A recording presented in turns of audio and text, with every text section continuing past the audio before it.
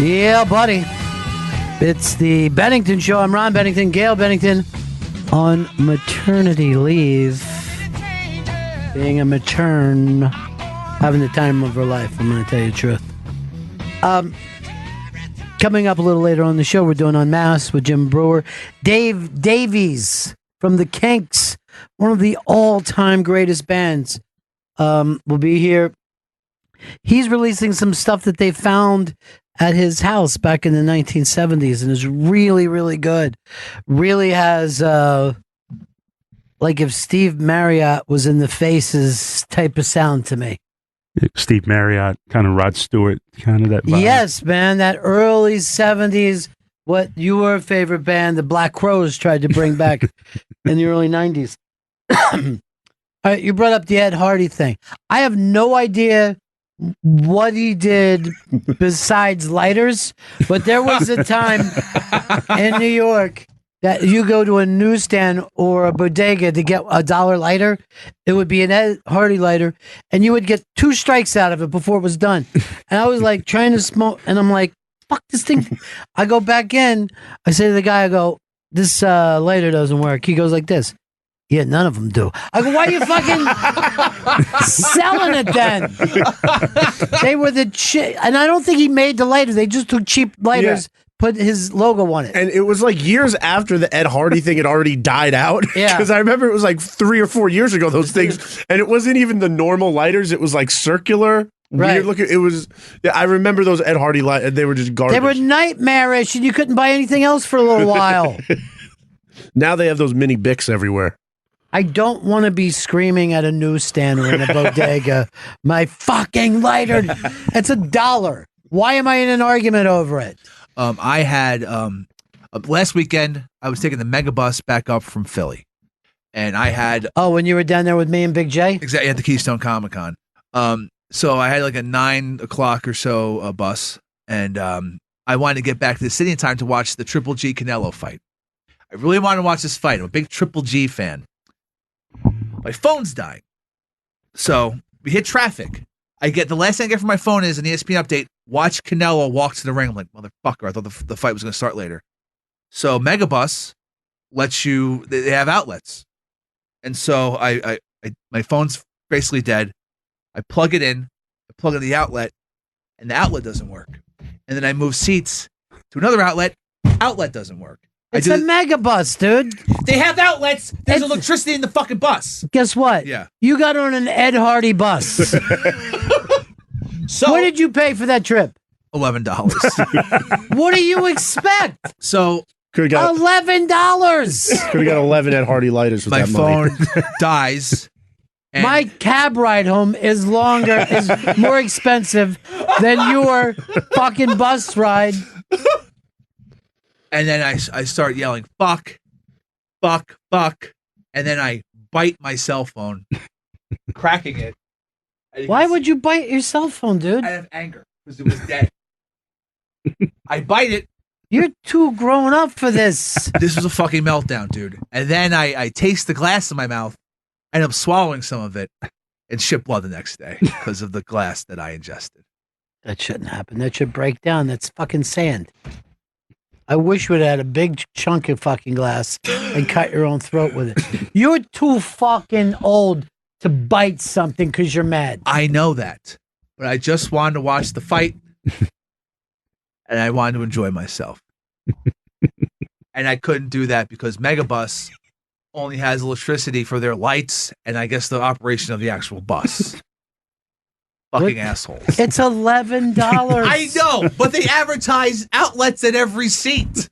That's false advertising. All right, here's $11 back. How's that? No, because now I have to get a new phone screen because this fucking teeth. Oh no, I'm not taking responsibility for the fact that you bit your phone. You can't go to fucking Nextel or whatever brand you have. Nextel? No one has a Nextel for I don't know. like 18 years. I get green text messages from you. I don't know what garbage phone I never you know have. what he means.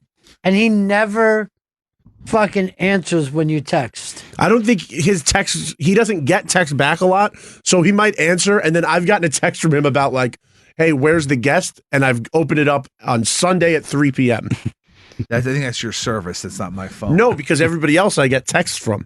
You know what kind of phone he has, right? Ed Hardy. Everything in his life, he's wearing an Ed Hardy fucking button down. I like You're skulls still and hearts. too red, dude. Your chest is very, very red. I don't know. You used to be very white. I don't know what's going on. This summer, I fucking keep getting fucking a red chest. It wasn't sunny. It wasn't sunny this week. There's no way you could have gotten There was a sunburn rain this this weekend. week that almost killed us all. The wet of the water.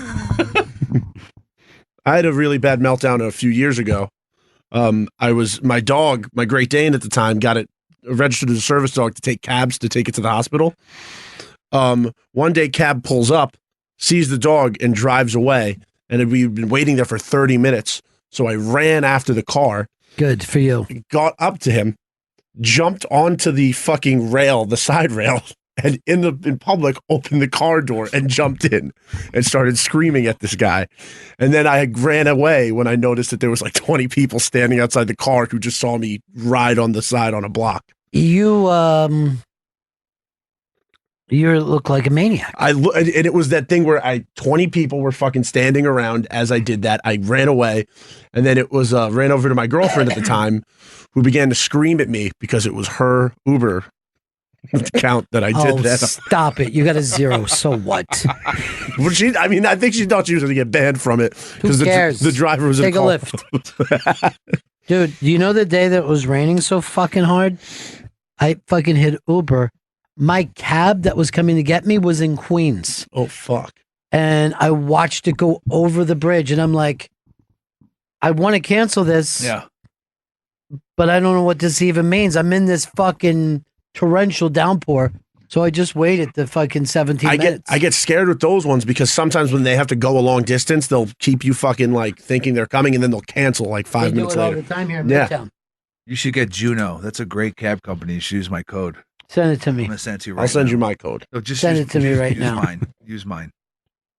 You get more stuff off. You don't get more stuff off of either of ours. You get a lot of great stuff off of it. You're going to love my code. Okay. Oh.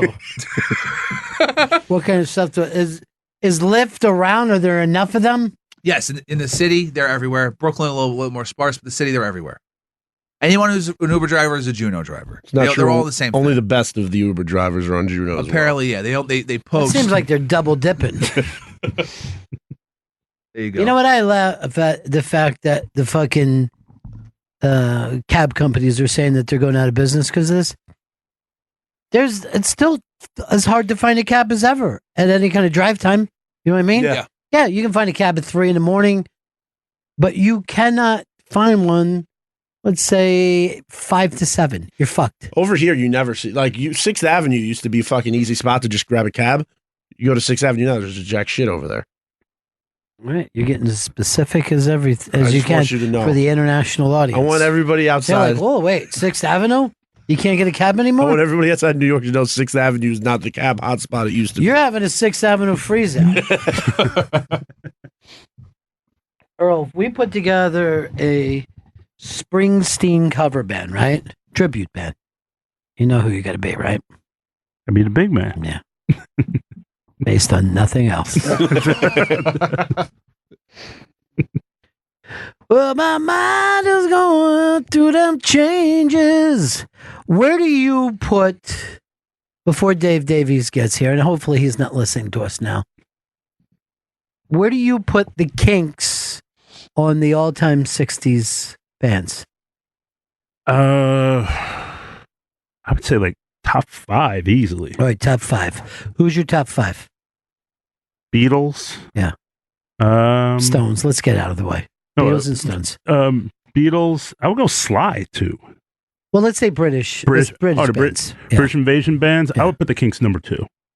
Above Above the Stones. Above the Who. the Stones. Oh shit! I don't even put the Beatles above the Stones. I don't know if I put if you think about the 60s stuff, I think the best Stone stuff came out in the 70s, early 70s. That's one reason, because remember they were essentially a cover band Oh yeah, I know. for like 3-4 years. Yeah. Before They Satisfaction had to be kicked in. forced to fucking write music. They're just like, why would we write music when these other fucking great blues players already did? Yeah, but Kinks, I put number 2. They had hits. They had hits on both sides before the Stones and the Who. Only the Beatles were bigger because they had a run of Kinks had a run of singles that were just insane. Oh God, they're unbelievable. They're unbelievable. Man, I don't know if I put anybody above the Stones though. You put me, and I don't want to get in an argument with Dave Davies when he comes in here because I love the Kinks. One of my favorite bands of all time. Cannot believe they're not touring now. If he announces, yes, we are touring. The problem with him is he keeps saying, like, everything that I read, he goes, yeah, we're going to get together, me and my brother, who they fought like they were the original Oasis. Let's see if there's some new music that we can come up with before we tour. You guys are in your 70s. Nobody wants any new music. That's what we want, dude. It's that whole there was this whole aesthetic where if you went on tour, you had to have something to promote behind it. Mm-hmm. And all of those bands do it now. I mean, look at McCartney. He's doing it now. He's touring behind a new album. This is interesting, though. With Hall & Oates did this. Daryl Hall said, our future is our past. If we have any new music, I'll do a solo project. John will do a solo project. But we can't even shove any more hits into our live show. You know what I mean?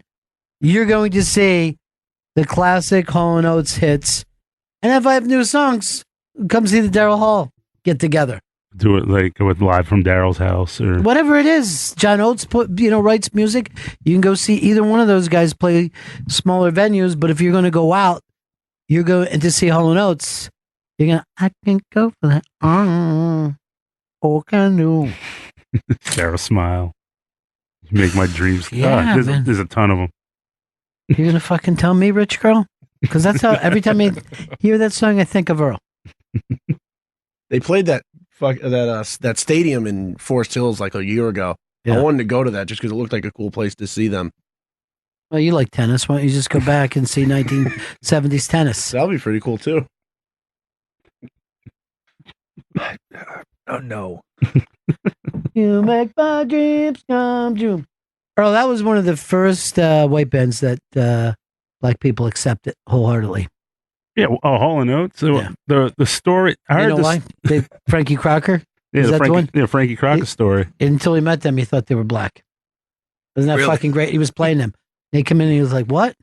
I think Tommy Mottola was their manager at the time. Yeah. And he brings the album, he brings the cut to Frankie Crocker on a white sleeve. Smart. And he said he plays it, goes, oh, God, I got to put this on now. And he goes, well, and he never let him finish. He goes, you might want to know something about these two guys. They're from Philly. So, who cares? They're from Philly. They sound great. Philly. Frankie's like this. Hi, everybody. For years, it was the scariest name to hear in the music business. Tommy Mottola.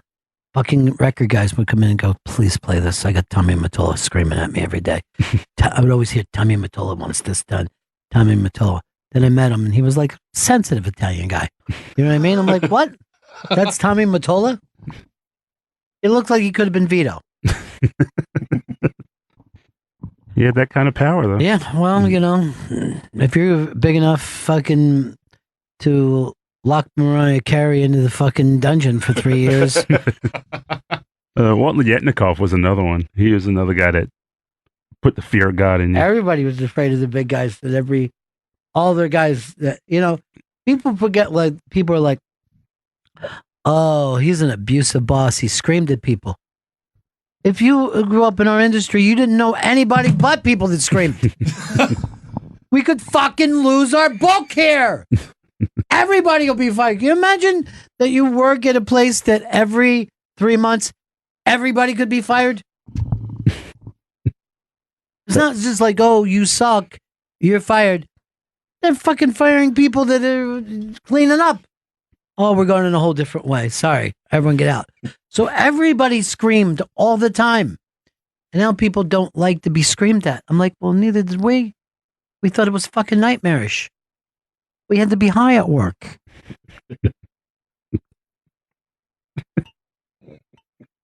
No. And they, a bad release could set you back. It could kill your year. Oh yeah. I mean, like, what was that record? Remember Invincible? Michael Jackson. Oh yeah. It was like a $30 million record. Yeah. It torpedoed. It cost people jobs. You know what I said? Sent Out Gold came back platinum, and then we all had a big laugh about it. But yeah, more fucking copies came back than went out. How the fuck could that happen, Earl? Oh, I know. It's a piece of shit of an album by an egomaniac. Earl was telling me that he said Stevie Wonder is a singles act. No. Never buy the album. No. Earl, never disagree with me on the air. We're a fucking team. Okay, be with me. I don't want Dave Davies to come in here and go like this. What? I thought you guys would be united in your approach. Stevie made the greatest album of all time. Terry and Julie. What? I mean, Kings had arguably one of the greatest runs of single. Well, and then, they were kind of kicked out of the States for 4 years, but they came back, legitimately became a big arena band on those newer songs. You know what I mean? They weren't a nostalgia band in the 70s. They were a brontosaurus fire-breathing live act. I saw them, and this would always be the thing with fucking Ray Davies. Everybody loves the song Lola, right? And he would just go like this. And the whole place would go, and you go, no, not now. We'll do that later. Yeah. And Dave would do the same thing. He would beginning of the show. He would play the riff. What a fucking couple of... He would tease the riff the entire night. That was almost the first new wave band, fucking 10 years before new wave. You could say punk, first punk band, mod, heavy metal, hard rock. Yeah, that's true, because people started chords. to use that fucking power chords and that distortion. I don't think anybody was using the guitar distortion. This is truly, and I'm so mad.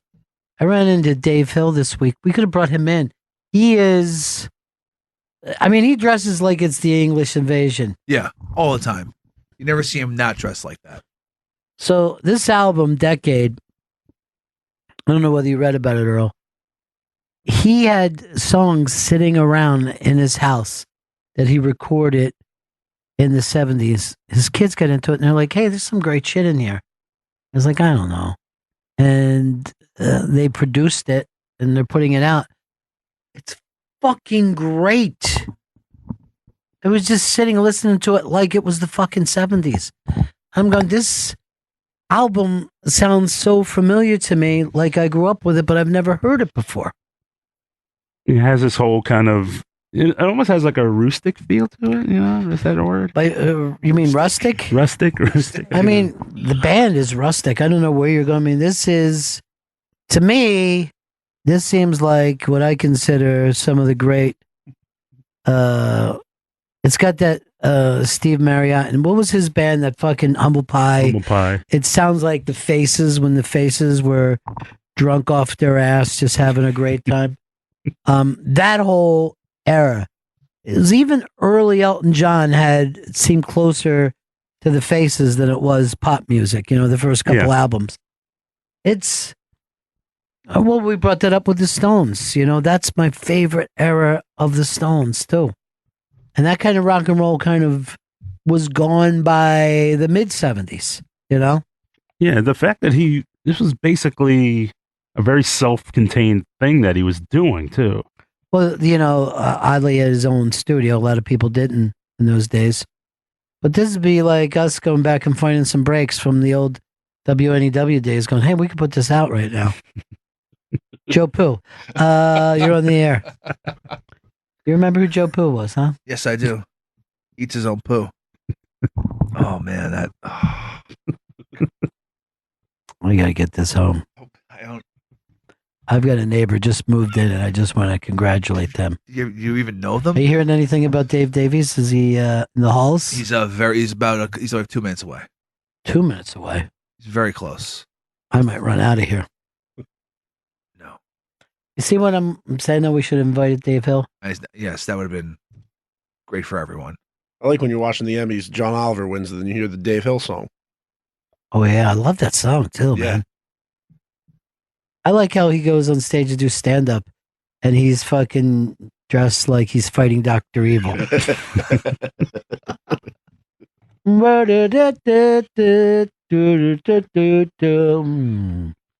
We'll be in paradise. And then we got and then the Britpop bands. Well, I don't know if they're Britpop. They're more rock. The Blurs, the Oasises. I consider them Britpop. And you could hear the Kinks influence all over. Sure, you could, especially in Blur. What's that? I think Oasis too. Like people were always saying, that they were obsessed with the Beatles, but I thought their songs were far more Kinks than the Beatles. Yeah, I know. And I think Arctic Monkeys, even later than that, have a Kinks sound. Definitely, that first Arctic Monkeys album is very Green Day. Green Day has a sound. They reminded me of like 90s Kinks. And I look at Vito, and he has no idea what we're talking about. Here's what I want you to do. When great Dave Davies from the Kinks comes in here, I want you to crawl on your belly and not even look up. Okay. I feel like he'll be weirded out by me crawling on my belly. Would it be odd if I gave this to him as he comes in? Not that you. Or should I give it to Vinay? Vinay's just started here. Vinay and Georgette Magritte and the dog after the war. Who did that? It's Renee. Oh, Simon. Oh, you got it, Earl. You're so much smarter than these other guys on the show. He wouldn't even enjoy it. Wouldn't enjoy what? What are you trying to do? Pull the curtain back of what's happening here today? Can I count on you not to run a gossip column? Sounds like he's a loser now. Wow. That's Look, really harsh. I have some fine bourbon here. Yeah. That was given to me by Mike Warden Pantelis. I've been holding on to it. But I don't want to give it to a boozy Susie who's not going to enjoy it. Just down it and pass out. I would savor it so much, Ron. You don't savor anything. I would let it just sit there and I would breathe it in. Is that what you did with my M&Ms that you never replaced? Is that what you did? You wish you would have replaced them now? I do. So you could have gotten some good boy bourbon? I'm a bad boy, Ron. Oh. He's playing sexual games with me. All right, we are ready. The album is Decade. I think we're gonna go with this song, Cradle to the Grave. It's strong. There's also a Kinks album. We'll be talking about that in a little bit too. This is Dave Davies. It's the legendary Dave Davies. His new album, Decade, comes out in stores and online October 18th.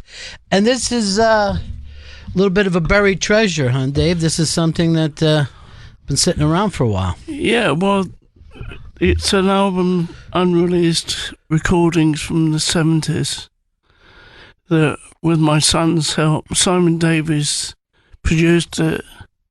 My eldest son, Martin Davies, helped collate or pull the project together.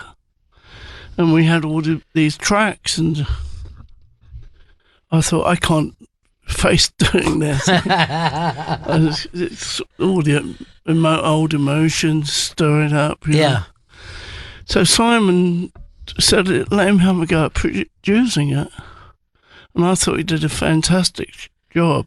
Well, it literally, it's always amazing about music. It sounds like it's Decade all the time anyway, doesn't it? It does, yeah. Yeah, so you're listening to that, and it feels familiar, and it feels, completely 70s, all about it. And I always wonder, do you think you could even have written those songs today, No, it's like...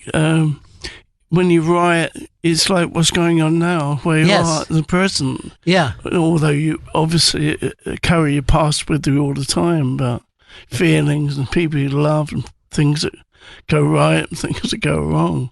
So you're always writing about a memory of some sort. But you're also writing with almost everyone else's energy too. You know what I mean? You're right with the energy of this time, whether you set out to do that or not. Yeah, I think that's just the nature of things. Yeah. It's like you're in that culture or that time or atmosphere or whatever. You write accordingly, right, to what's going on around you.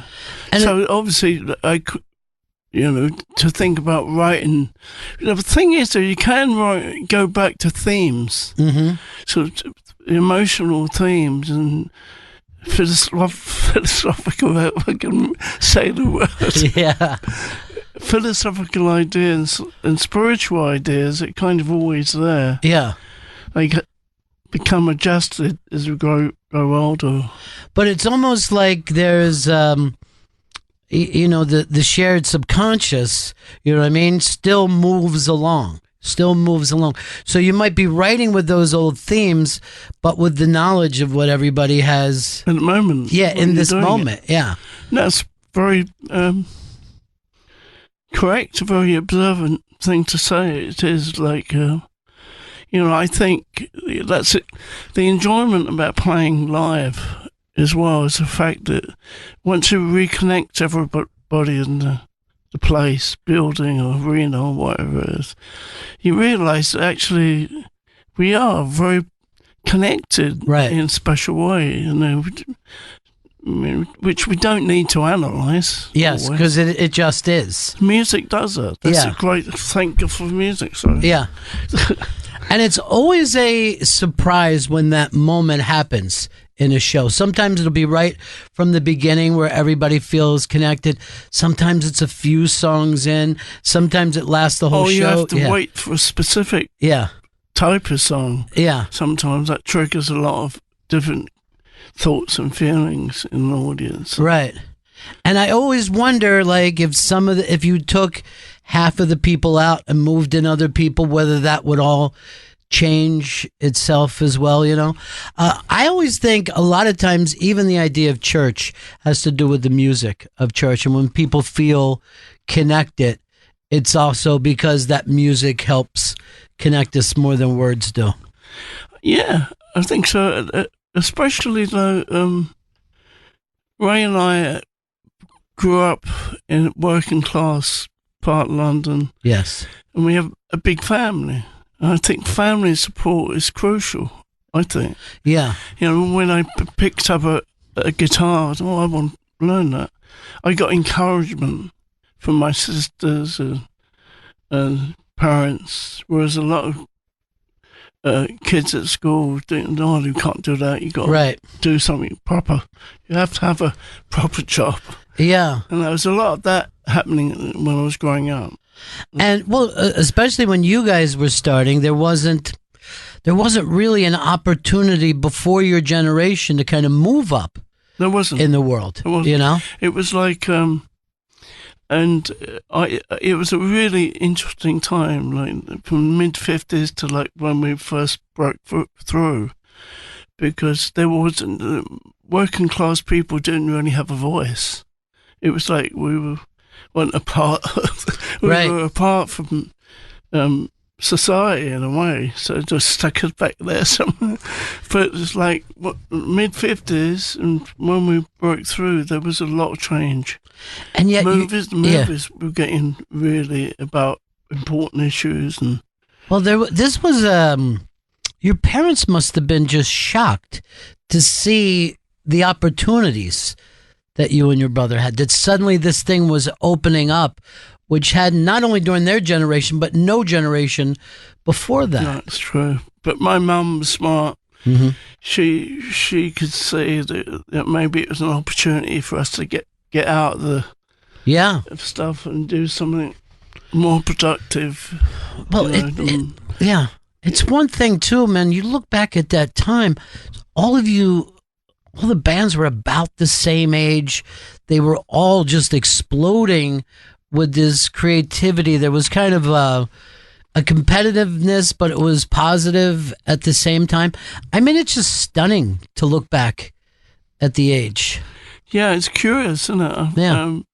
It's like, we were just, when we had our first hit, 1964, I mean, it was just the whole thing just went it's like you kick into light speed. It's right. Like, and it's all happening, and everything's happened so quickly, and it's so exciting. The feeling, people trying new things in movies and pop art, and art and everything. It's a very exciting time. Yeah, and the fact that it was happening in every art form, and also at different places around the world. You know, there was one thing happening in LA, there was one thing happening in New York, there was something happening in Paris, something happening in London. Yeah, I mean, I loved it, like the Birds when they first started. Right. And oh, wow, what do you have the other side of the world? And it's funny, many years later, I met a guy who was a filmmaker who was living in LA, and he was an Aussie. And then we were talking about just music, and he said he lived in some little village in the outback in Australia. Can't even remember what it was called. And he said he turned his transistor radio on, and he heard all day and all of the night. Yeah. And he said it was like a code. It triggered some sort of code or something in his mind, and he moved to LA and formed a band, and eventually became into movies as a producer. But it just shows you how music does affect, it affects us all in very profound ways, and it can be funny as well, of course. But yeah. And at some points it affects us in ways that we understand, and in other ways we don't understand it, but we're just drawn. You know what I mean? He was drawn to do something, and I think that's always been the fascinating thing about creativity, is none of us really know what we're doing. Yes, yeah, and sometimes the least, I can't think how to say it in English. The least you know, the better it is. Right. It's funny, in Zen Buddhism, they have, I can't think what they call it now, they have a thing called a Da moment. Yeah. A Da moment, when it's like a moment of lucid awareness or something. Mm-hmm. Nobody even knows what it is. Yes. It's like you can look at someone and you go, that feeling of like, wow, what is this, And and it happens so much in art and in music. And I've been on stage with Ray, even when we're in our sort of darkest moments, really. And we're playing, and we look across, and you get that feeling, and you think, wow. And then, where's it come from? Right. I always, we talk about love, but love is real, and I think it helps us. How can we live in a world without love? Yes. I mean, wouldn't it be impossible? Yeah, it seems that way, right? What else would go on? But when it comes to creativity, I always find it interesting that sometimes it's just like a bang, like it's there, but other times it's just this very small little thing that just grows, Yeah, I know what you mean. Yeah. And that's what I think is so interesting about this album that you've put out. It's like from another time, and we can almost see, because we haven't heard this music before, we can almost see how like people were even thinking a little different then, and people were behaving a little different then. And I feel like we can pick it up in the music. Yeah, it's very valid, and I think my son Simon did a great job with creating that mood and sonically complementing it with modern technology, but keeping in the vein of what it was first meant for, the feeling. And like sometimes when you're writing, you don't know what the hell you're writing about sometimes. But when you listen to it in context of the music, it sometimes doesn't matter that a certain line doesn't make logical sense. Right. And in another mood you might be in, you're playing it with the music, and all of a sudden it makes a different kind of sense. Yes, of course, because your circumstances change. It's like when you were forced to read a novel when you were a kid, but then you read it later in life and you see it completely different. You know, maybe you just didn't have what you needed to be as a receiver when you were younger. You know, no, that's valid. Yeah, of course it is. I mean, I hated reading when I was a kid. Sure, it was everything about school felt horrible to me. And but I was dyslexic. Oh, is that right? Yeah, but they didn't have a term for it, and they called it stupid. Stupid. Right. So, and I'm thinking there's a 10-year-old boy trying to write E's and then turning out threes. I'm like, oh God, what is this? What is this? And then after a while, I realised that I was brighter than a lot of teachers. I thought, when a dyslexic mind works, it kind of cuts corners. Yes. It cuts it. It's like you can see what people are thinking. Right? Oh, I can't be bothered to write down. Yeah. What it is. And I wonder if that even affected your playing, because you certainly have your own sound and your own way of playing, and maybe that's because the way your mind just naturally works. But yeah, if everybody's different and everybody needs to explore their own sense of creativity and self-expression.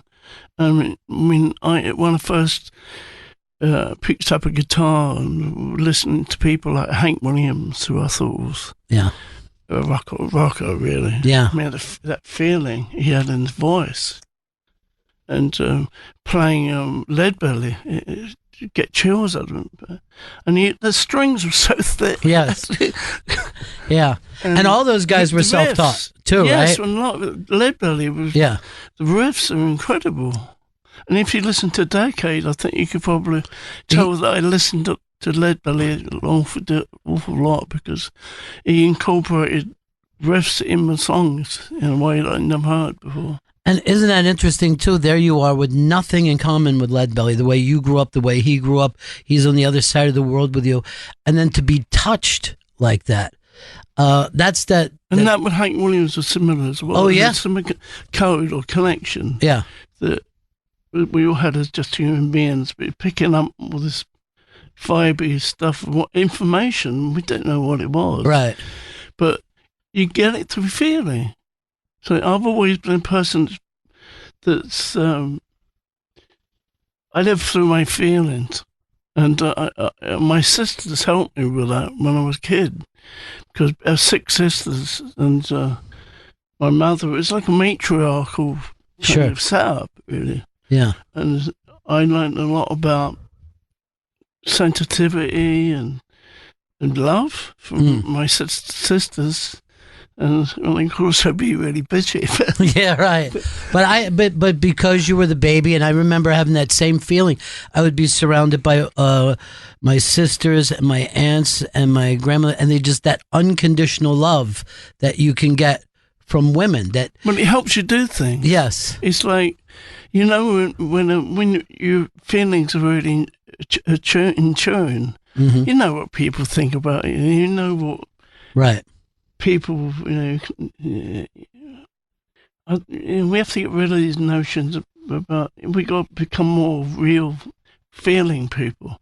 And it's easier to cooperate and to communicate when our feelings are more honest. I think so. Well, I guess the fear is what puts the wall up. Like, we get 1 or 2 negative. Everything else. Yeah, you get a couple of negative feedbacks, and you're like, I'm not going to let myself be that vulnerable. But then you're keeping that. But you have to be vulnerable to get the info. Yeah, that's where all your creativity is, in that vulnerability. And it is. Well, here's another thing, and I was listening to this album with my wife when we got it, and the 2 instrumentals that was really connected us to something that we looked up, and it had something to do with, I think, our youth. It was almost like you were nostalgic for a song that you had never heard before. It was a very, very interesting thing right off the back there, and that's curious. I think that's what's very interesting about these songs sitting for so long and then being found by your sons, who are from a different age, and having them, produce this.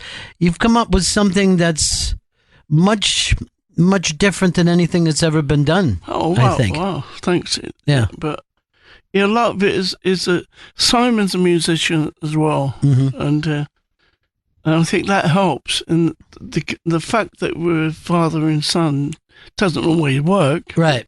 But in this case, it really did, because he got it. The emotions, he could see what I was going through at the time, and he was connecting it with his own experience. So that, that really helped the whole project. Having that perspective. You were the one who introduced him to music, I guess, as a young person. What was that done with purpose? Like, oh, here's an album you really need to listen to, or worst teacher in the world. I'm telling you, really, it was like. Oh God! I even got, when boys were small, I even got three blackboards. I wrote a picture of the guitar and made a finger go. And after about an hour, I thought, I can't do this. I've always been a person that wants to do things. Well, it's hard for me to teach. I admire anyone who's got the ability to grab hold of a person and say, well, this is what you do, this is how you do it. Because I was a bit of a rebel when I was young, and I didn't really want to be taught. I went to find out. And they're two very vastly different things. Don't talk to me, don't tell me that. Right. After. So you would just listen to albums and experiment and, with your own sound. Yeah, I think, obviously, we all are influenced by somebody, always, constantly something. But when I first started to pick up a guitar, I was, apart from the sound of an electric guitar is so magnetic, it kind of pulls you in. I was listening to all these great, John Lee Hooker, so he had such a great tone. It was kind of just perfectly out of tune. It was like, how do you get a guitar that out of tune to sound exactly right? Yeah. And so much attitude too. It was almost like he was like a movie character, like a movie villain walking through, there was so much confidence that he carried with him. Yeah, confidence is an important word though, because that helps you do stuff. That love and encouragement.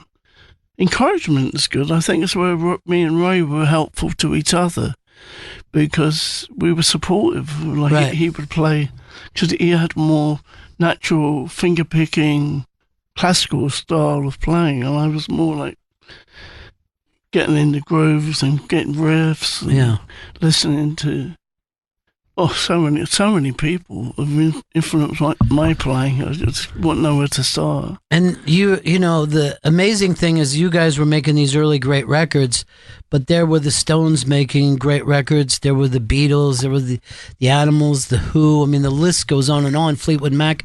Were you guys looking over your shoulders while all this was happening? I started nightmares. Thinking, what if one day we all made the same song?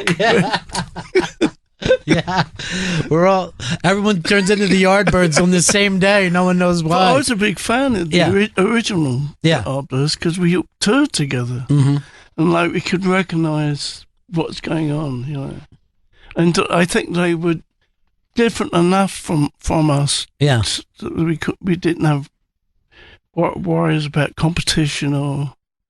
We were very supportive of each other, but. It was an extraordinary note, and it was an extraordinary time. Yeah. But was there like a song that you guys woke up and heard one of your contemporaries doing and going, oh man, that just picks it up a notch, Was there something that the Stones did or the Beatles did? Yeah, God, there's so many.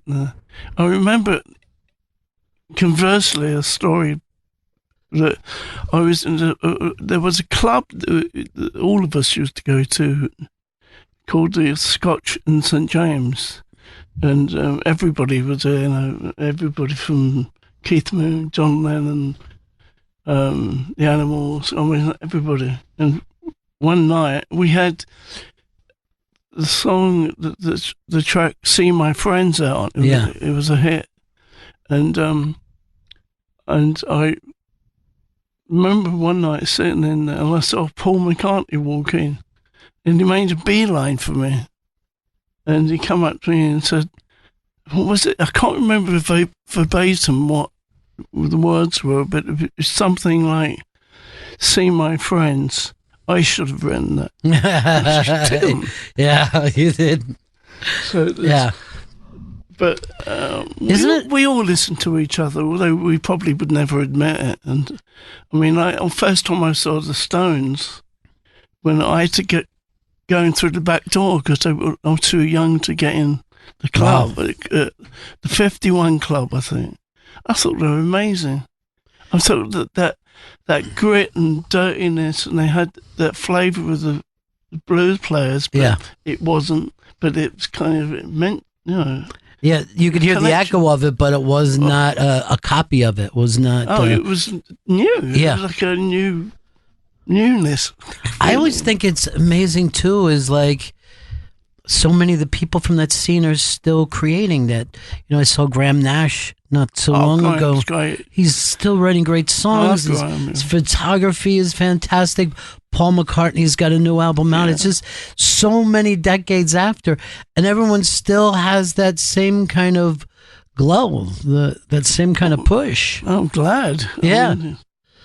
I know Graham, and it's a good connection when we meet. Yeah. It's like, because he was very supportive of the Hollies. Yeah.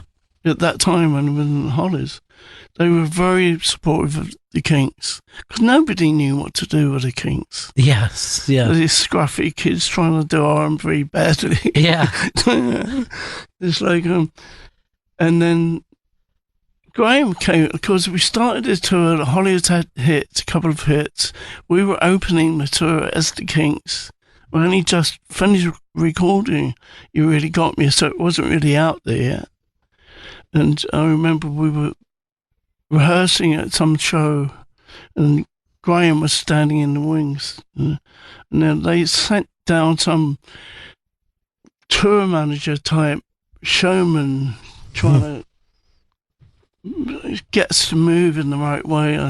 You stand up and all this choreography, which did my head in. And I heard Graham Nash from the side of the stage say, why don't you leave him alone? Leave him alone. We thought, actually, he's totally right. We know what we're doing. Yeah. Although we don't know what we're doing. Yeah, right. But that little thing could, again, change, like, well, there's Graham. Yeah. Here's a guy with hit records, and he must know something. He's got to know something. Also, you at the same time as Decade is coming out, the 50th anniversary box set of the Kinks are the Village Green Preservation Society. 50 years. This box set has 174 tracks on it, previously unreleased tracks, different versions. Did you go back and listen to this, or was that? Well, obviously, there's a lot of recordings. Even Ray was playing me some recordings of like demos in the front room where we used to rehearse all those years ago, and we should put them on as well. I mean, there's a lot of information, but the core of the album I always loved. I thought it was a very special record. Although people didn't seem to like it. I didn't know what it was, I think. Yeah. I think it came out at a time when people weren't ready. Yeah, they weren't ready, listen. But bands later where Oasis always would bring it up, and Blur, and many decades later. Yeah, many decades later. So that's also the interesting thing about recorded music, of who knows. I mean, if you do a painting, a lot of times people don't catch on to it until decades later. That's true. You know? I mean, also a little bonus thing for me, Ray, on this package, Ray has asked me to do some painting. So I do it 5 or 6. I've done 5 or 6 paintings of characters of Wicked Annabella and Monica. Particularly like, I do like the Monica representation, but paintings like that. Yes, it's like the more, with me anyway, the more you plan, the worse it gets. Yes. And it's like, all of a sudden, you're right, I mean, you stop this, the brain or the conscious mind or something. The conscious mind seems to be in the ray, right? Interfere it gets with everything. Because it knows everything. Yeah. Or it thinks it does. But it's also stunning how many of you guys of that generation painted at the same time, and the fact that that's not talked about more or looked at more as a way of looking at the paintings that were taking place at the time that the songs were done. Actually, it might be a generational thing. Mm-hmm. Who knows? It could be. And I think that a lot of writers at that time were very visual. Mm-hmm. I mean, the Kinks had an album called Think Visual, because I know Ray's a very visual writer, and it is a visual experience, like Village Green. You know, when I was painting like Walter and his other characters, and they would come to life, and they go, "Oh, that's it," and like the songs like that, or like Old Friends, or yes, there's a kind of instant recognition with some of these characters, because we all have a Village Green set of people or scenario in our heads. All of us, I'm sure of it. Or people we grew up with, and people we didn't like too much. Yeah, but all those people leave that mark on you, right? You're as raised by them as much as you are your family, your friends, your schoolmates, and all. They shape your personality as much as your parents or anyone else. Absolutely, you know? More so in some respects, because just touching back to a part of Decade, there's a couple of songs on there that I sing or talk or write about. Very close connection I have with a couple of guys I knew at school. That we helped each other, sift out records and listen to different things, and we learnt guitar together. That in a matter of a few years, they ended up lying in the road. Yes, sure. Methadone. These terrible drugs that the young kids were thinking it's going to inspire them, and it did for a while. And all of a sudden, there's a song called Midnight Sun on Decade, which is about my dear friend George and what happened, and to him, and my feelings. Got to get these feelings out somehow. And music is such a perfect way of doing it. But going back to Village Green, of course, all the characters are partially based on real people. Us growing up in Muswell Hill, which was like a village. I think they even called it, at the back of Muswell Hill, they called it East Finchley Village. They wouldn't have called it that then. Yeah. But these, people you remember, you colour it with the people in your imagination. Yeah, you carry them forever, don't you? You carry them forever. Now, any chance that the Kinks will tour off some of this again? I know everybody asked you about this, but the demand is always there. Yeah, I mean, obviously, Ray and I are talking about doing some recording, and we don't know where it's going to take us. Maybe we could do some sort of show or excuse me. And we'll see. I'm going to go back to UK in a week or so, and we're going to talk. Me and Ray are going to get together and see. It would be amazing. The Dave Davies' new album, Decade, that comes out in stores online October 18th, and I can swear to you, this is going to be such a unique experience as you listen to this. It really does head straight into the cellular memory. It's amazing. And the Kinks, the Village Green Preservation Society 50th anniversary box set comes out October 26th. There's 174 tracks, many previously unreleased tracks and version. And let's end this with the time song. But thank you so much for this. I can't tell you how much I enjoyed it, Dave. Ron, you're great. Thank really you. Good to talk to. All right, I'll see you next time. It's the Bennington Show on a Friday. And Unmasked with Jim Brewer. Coming up in about, I'll say half an hour, Chris? About a half hour. About a half an hour, according to Chris. I was just watching Earl play air drums, and sometimes he's an air keyboardist, but mainly he is an air bass player. A very rare thing. Left-handed, too. Do the McCartney thing. Why? Are you left-handed? Yeah, I'm left-handed. But I play guitar right-handed. What do you mean you play guitar? Like, if I play guitar, I play guitar. I've known you all these years. I've never seen you play guitar. That's just like if you suddenly say to me, when I go skiing, this is what I do. I had no idea that you play guitar. I could play. If you give me, like, major chords, I could play them.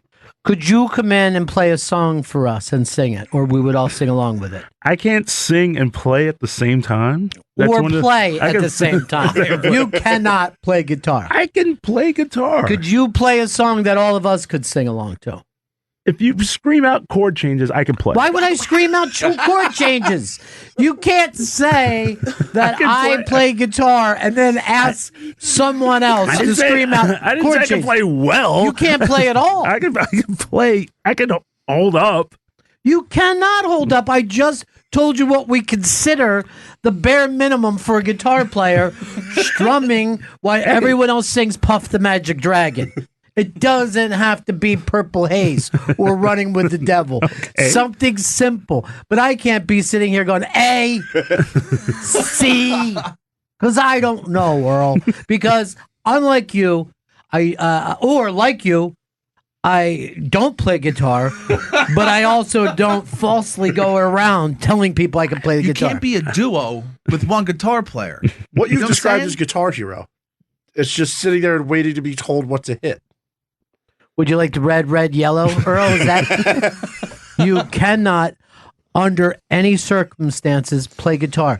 That's not an awful thing, Earl. I'm not saying it's awful. I can pick up the instrument. You cannot. You cannot do anything with that guitar other than carry it out and put it next to the person's microphone and then walk back. That is as far as you can go, and that is not considered guitar playing. What you're explaining to us. Maybe I'm not explaining it well. No. You're explaining it perfectly. What I'm trying to tell you is you can't play guitar. Neither can Fido, neither can Chris, neither can I. None of us can play guitar. Not one of us in here. That's it. That's the end of it. All right. Thank you. Fucking liar. No, I'm not lying. Why would you say fucking liar? We just were at the end of it, Chris. We had just, had an agreement, and then you yell fucking liar. Now he's back and I'm not lying. We were done. We were the negotiations were over. We had found a place that we agreed. And then he ran back in and he made it personal. That's what he did. To reiterate, Earl, you don't play guitar. It's fine. You're silent. Your silence is really annoying. Your silence is annoying me right now. I'm not annoying. I'm not arguing. So you can't play. Just say I, Earl Douglas, cannot and never have been able to play guitar, and then we can move along. I mean, I've owned one. What does that mean? Yes, I've owned one. I could buy an airplane right now, but I couldn't go out and fly it. By the way, I'm only talking Piper Cub. I looked into the cost of a Piper Cub, and I can indeed afford one. Will I buy it? No. Because unlike Earl, I don't need somebody to yell out the changes to me while I'm crashing my plane. There's a lot of things you do well, Earl. Playing a musical instrument is not one of them. I never said I did. You literally told us you could play guitar. You literally said that. When I hold the guitar, I hold it with the right hand. I strum with the right hand. What hand do you jerk off with, Earl? Not gonna. No. You jerk off with both hands, don't you? This is something I never knew about Earl. He's one of the 2% of the people out there that masturbate with both hands. I didn't say that. I didn't say that. I gave up nothing. Oh, even to himself. He yells no while he's masturbating. Well, you're charming. I'm going to let you pick, before we start the Unmasked, the next topic. Okay? It's something because you admit it, you can't play guitar. So for that reason, for the fact that none of us can play guitar, including you, I'm going to let you pick out the next big topic for the Bennington show today. You got to remember, we got a lot coming up. We got Ricky Gervais on Mass. You go to the iBank for that. We got the big show in Newtown. That's happening October 6th, Saturday, Newtown Theater in Newtown, Pennsylvania. Go to thenewtowntheater.com for tickets. And of course, in just a few minutes, we'll be playing the Unmasked with Jim Brewer. So this is a choice spot you've been given right now. We only have a few minutes. Yes. And there's got to be somebody that we can count on that can bring up a topic so electric and fun that we can spend those few moments that we have discussing it at length, like compadres. That we are. Yeah, we are, buddy. No, when you go to see a live show, yes. Which are the three? Which is your favorite venue to see it in? Out of what three? Arena, a theater, or at a club. Well, with you, I'd like just to go over to your home, go into your bedroom, and have you strum that with your right hand. Well, yeah, all right. See, here's the thing, and Earl has brought up a topic that I'm going to say this. I believe it to be fluid, because when I was younger, the arena show was the show. All right. When I was high school age, I wanted to be at the arena because I wanted to see the band going big, and I wanted everybody celebrating it together. And in those days, young people, we would pass joints around back and forth to each other and to strangers. Why? Marijuana was very cheap then, and it wasn't the type of thing that would change your night after 2 fucking hits. Where a guy like Vito ends up, with his weed today, 2 hits, and then he goes down to the farthest depths and gets into a corner of that arena and hides there until his friends come and rescue him. It's too fucking strong. So at that point, yes. And then I like after that, I like a club. But now that I'm a lady of a certain age, give me a theater with assigned seating and let me sit my ass down. And then I could say to somebody, sit down, stop fucking dancing to the music and enjoying yourself. Vito, what about for you? You're young, dumb, and literally filled with cum. So rolling in it, did he say? Grotesque. Last weekend, I went to see Childish Gambino at MSG. I saw him. We know. We saw the Instagram page. I saw him a year ago at Radio City. Mm-hmm.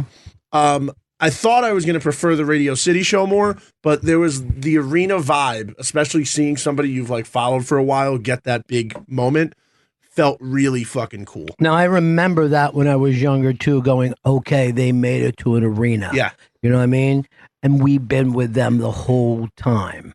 And now here we are all at the arena and feeling celebratory in their accomplishment because we were first and it made us feel good.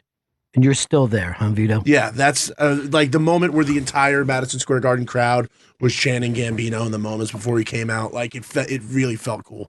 And why were you with Paul Rudd? I just ran into him at the show. He also had general seating?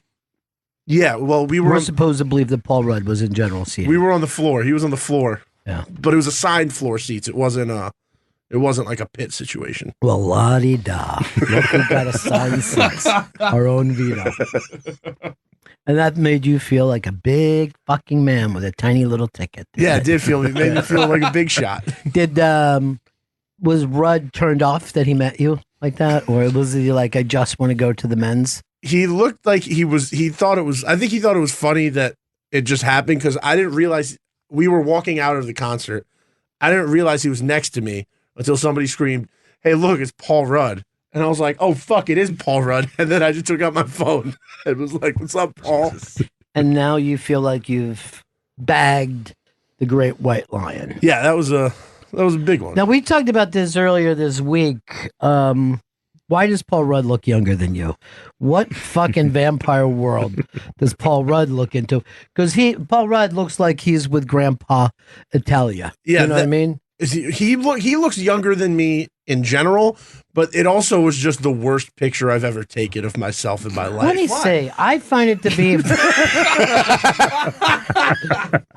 be a very handsome, balding picture. Look how great Paul Rudd looks. Paul Rudd looks great. I didn't even know Ian was in the picture until after. What is that called when someone runs into your picture? Photo bombs. Thank you. I don't keep up with the kids. That's the worst picture I've ever taken. Can I just give you this thing? It'll help you. Yeah. If you close your mouth, you will look less stupid in life. You look like a fucking mouth breather, and it looks like. It looks like Paul Rudd just took you and Ian to the zoo. Yeah. Me and Ian don't look great here. We don't look like. You know what Paul Rudd looks like? Look what I'm putting up with. He was rushed away seconds after this. He looks like a man who should be screaming at his agent and manager, Paul, I'm sorry I didn't know I was going to get you those low fucking life seats with those animals. Is Ian on a whole different level? Because we know how tall he is. Yeah, this was on stairs. So he is behind the stairs? He's on the stairs, like he's 2 steps behind us. And why are there so many empty This was seats? walking out of the show. And everyone left but you guys and Paul Rudd? We were being led out of the show. By Paul Rudd. But yeah, Paul Rudd. Paul Rudd is the valet. All right, before we get Earl, I'm going to let Chris go next. Now, Chris has only been to one show in his life, Fish, and like fucking Fez with Duran, he brings them up as his favorite band because they're the only band that believe me, I put up with this for years with Fez. And then Chris is doing the same thing. I like Fish. He couldn't name 6 fucking songs. Why? Someone else took him to that show. All right, you heard what Earl brought to us. Yes, I'm going to say Club is my favorite place to see a show. Because of the beer? Because of the cheap alcohol and just the closest to the. I've never been in a fucking club that has cheap alcohol. Yeah, it was. I mean, they always overcharge. The Garden's like pretty expensive, but clubs are like not that much cheaper. Here's the thing: he's guessing at this answer because he doesn't have a nightlife. He's moving furniture around for that girlfriend of his until his fragile fucking back gives out. You imagine if you're as young as Chris Stanley? What are you? How old are you? I am 35 years old. God damn, I had no idea you were that old. You look fucking like dog years right now.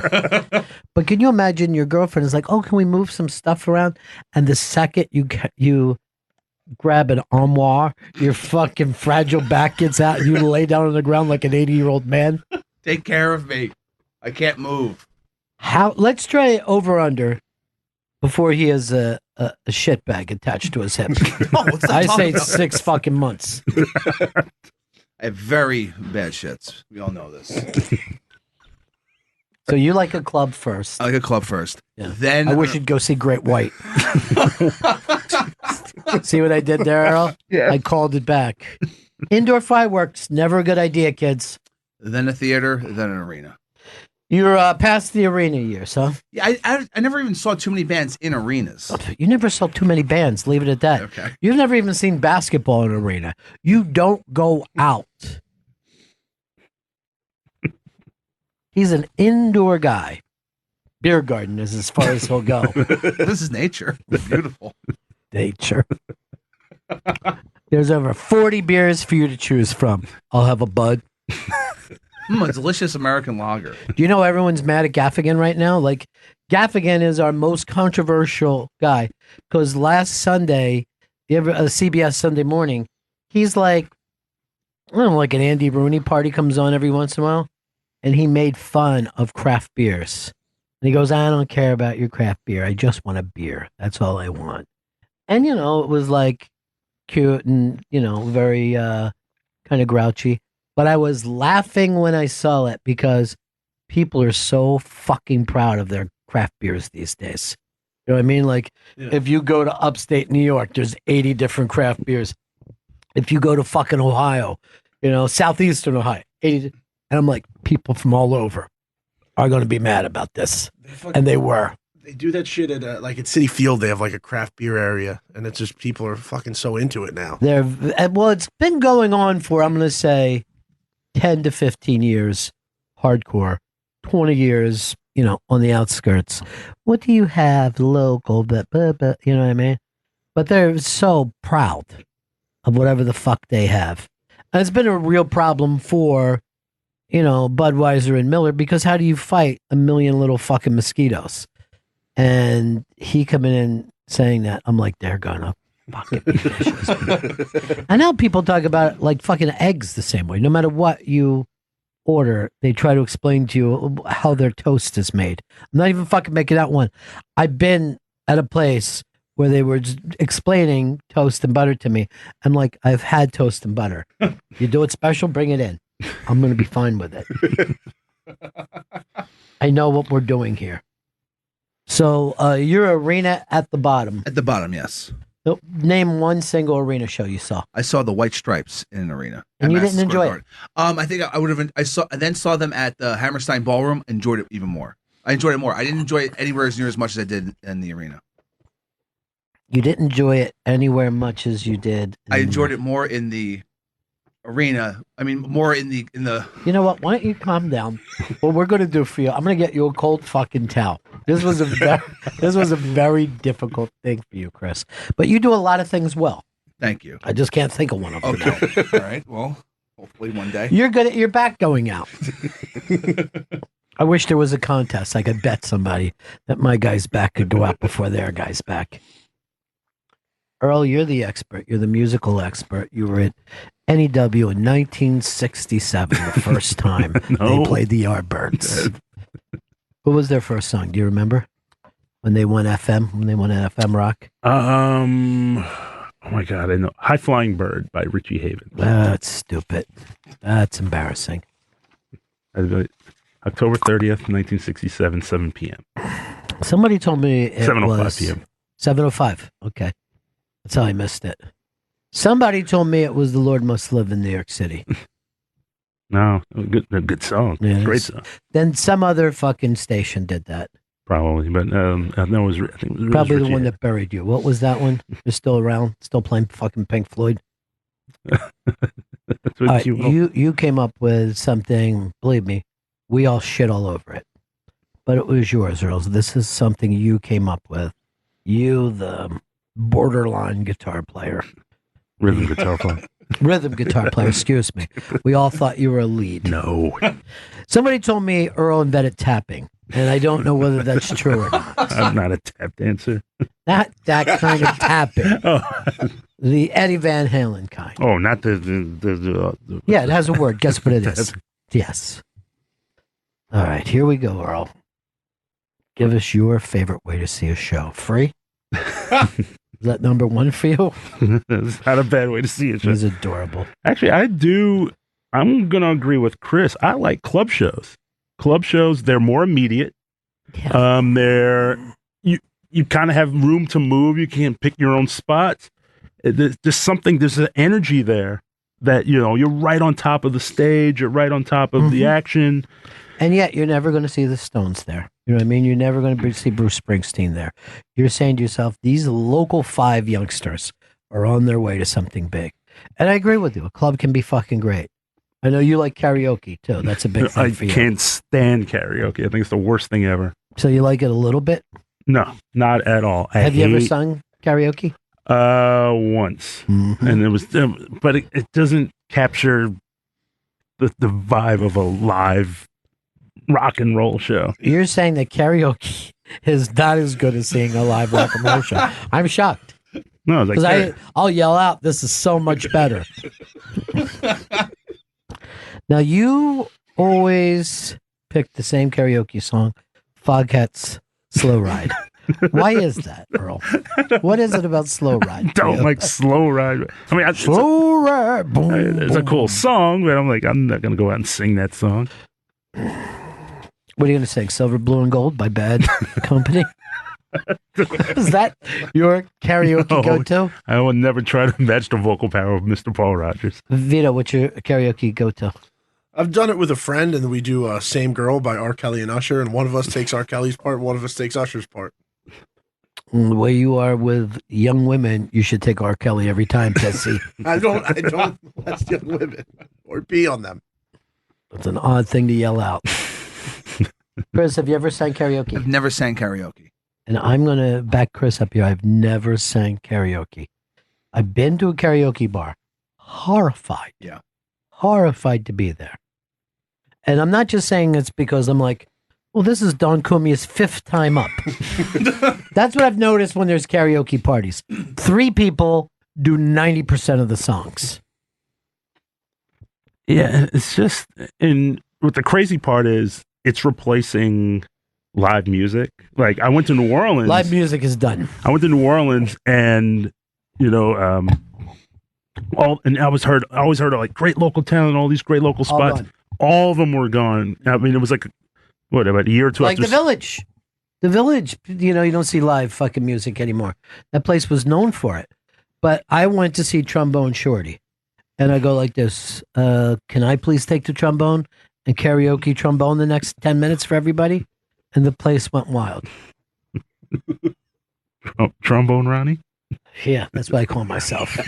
Trombone Ronnie. I could just keep the name Trombone Shorty and nobody would know the difference. Who would have ever thought a guy could get fucking popular playing the trombone? I mean, the only 2 guys I know that made it with the trombone was Fred Wesley from JB's, and I think that's about Trombone it. Shorty. Trombone Shorty. Yeah. All right. Well, Earl, this was amazing. You picked club. I picked theater. Chris picked club, and big arena rock guy is our own Vito. He is AOR all the fucking way. Album Oriented Rock. Congratulations, Steve Vito. You are keeping the big 70s rock thing. You are Foreigner, your Journey, your Styx. Boston. Yes, Boston and REO Speedwagon. That's some good company. By the way, and bad company. More young people committed suicide then than any time in rock history. What was that, Chris? It was an alarm for some reason. What did you have to do? Remember to go to a Fish show? Your first in 15 years? Oh, he lies about Fish. And not just the band. He'll also lie about what fish he had. It's usually tilapia, but I'll say something nice. Yeah, he told me that he had a rainbow salmon. And I go, there's no such thing as a rainbow salmon. He claims he got it at a gay club.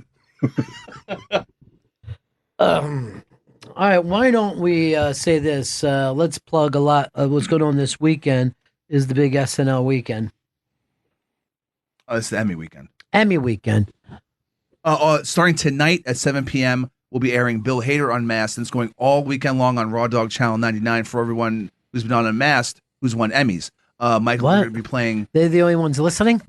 No. This is just like Unmasked recently, right? Yeah. Michael Che and Colin Jost will be airing on Saturday on Raw Dog. They did not win an Emmy. They hosted the Emmys.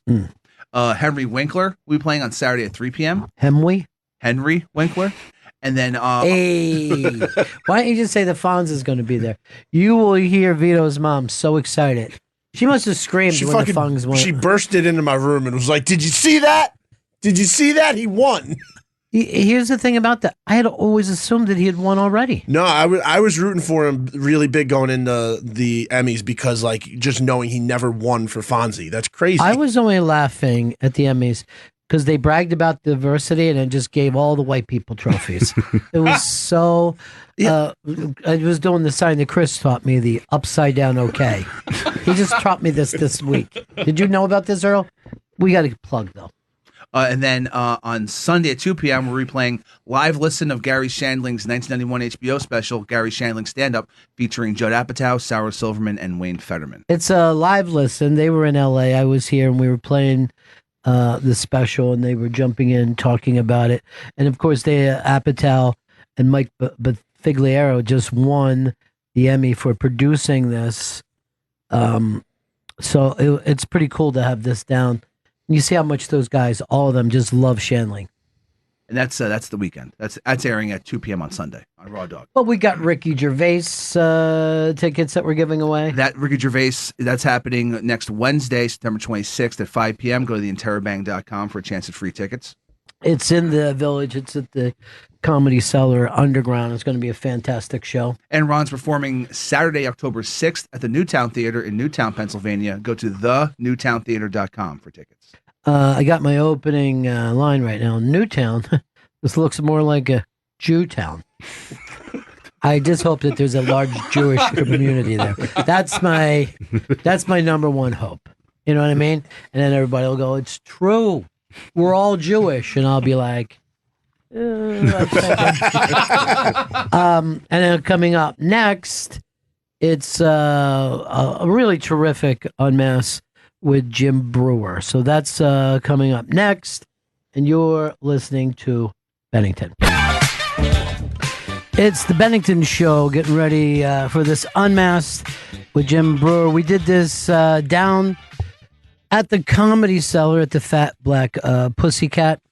I wanted to do this show with Jim Brewer for a long time, but I kind of think things kind of worked out for the best because, I think at different times of his career, you might have been getting a completely different Jim Brewer. And I think he's been going through, in my opinion, kind of the artist journey. You see him trying all different kinds of things than the way he started out. And it's always interesting for me when people make those kind of changes in their career, because if you're going at it, sometimes you can do it very elegantly, and I'm speaking about all of us, and other times you're just smashing against the wall waiting for something to break through.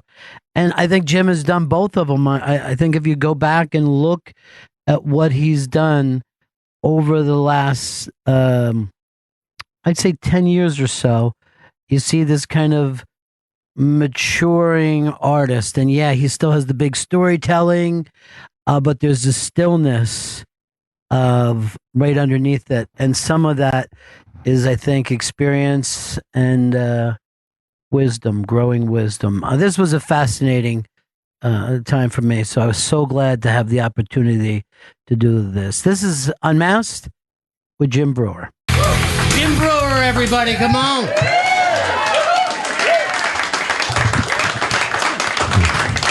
And we're all trying to figure out what this Metallica tour is with you. I'm still trying to figure it out, Ronnie. So here, okay, for those of you, I'm not opening per se. It is a pre-party. I'm a hype guy. Right. I'm a hype guy. Who am I kidding?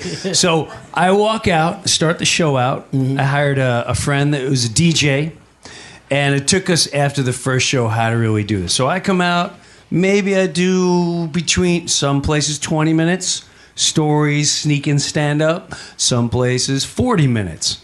Then I leave, and there's a guy giving away tickets up there. Then I'm backstage, and I'm hunting the band down.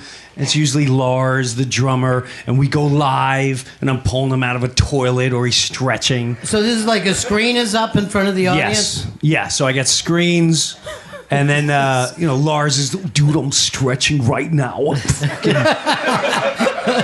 Are we actually going live? This is insane. Don't go to James. He's going to get angry.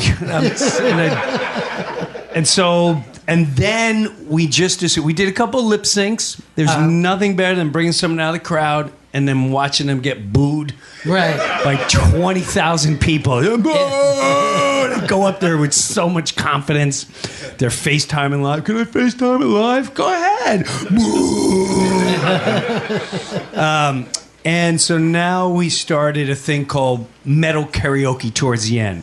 So we get all the anthems and we put all the lyrics up, and that seems to be the big monster hit. And then I come on the end, hey, hoopla, this side versus this side versus this side versus this side. I'm out of here. Whose idea was this? This was the band's idea. Yeah. I've known them a really long time. I've done a lot of things for them. So it was James Hetfield called. He's like, hey, dude, you want to do this thing? Yeah, you want to do it? No, yeah, it's funny. Yeah, party. He texts me, and he said, the text read, we're thinking about doing something different with the band this year. Maybe a kind of a pre-party, not sure what to do. It's wide open. Are you into it? I said, yeah. I'll send some ideas. I sent him about 10 ideas, right? Never heard from him again. And I went, oh, that's not good. And then about 2 months later, he sent an idea. Like, bing! I look, and he's like, hey, what about a guy called Hardwired Harry? He's in the parking lot. I went, that's not going to happen. I'm not going to walk in a parking lot.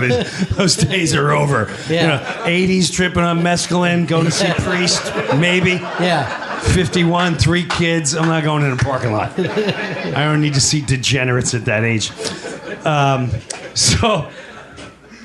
And again, I said, yeah, let's get it. Let me see what I can do with it. And I started writing a bunch of ideas. I never heard from him again. Coming home from a gig, I want to say, I don't know. I don't even know what month. And I get a text from his manager. Hey, can I come to your house Sunday? Just want to talk to you about this thing with James. Oh, okay. Here we go.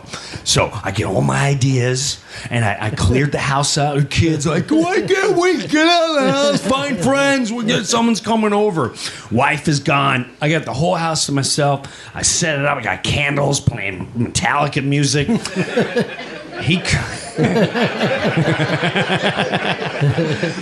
And he knocks on the door. He comes in. He goes right to my kitchen. Hey, Jim, I just want to show you something. Pops open the laptop, and he starts going, okay, so here's where we start. We start in September, and we go 2 weeks, 2 weeks on, 2 weeks off. I looked at your schedule. You got one date, this Paramount gig. All right, you do the residency. We'll have to blow out this one in September, but besides that, you should be good.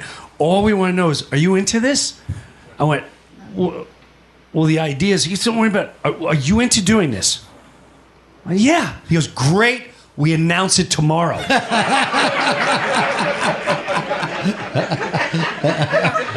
I go, what are you talking about? He goes, yeah, no, your name. We're going to call it the pre-lit light 'em up party, and you'll figure it out.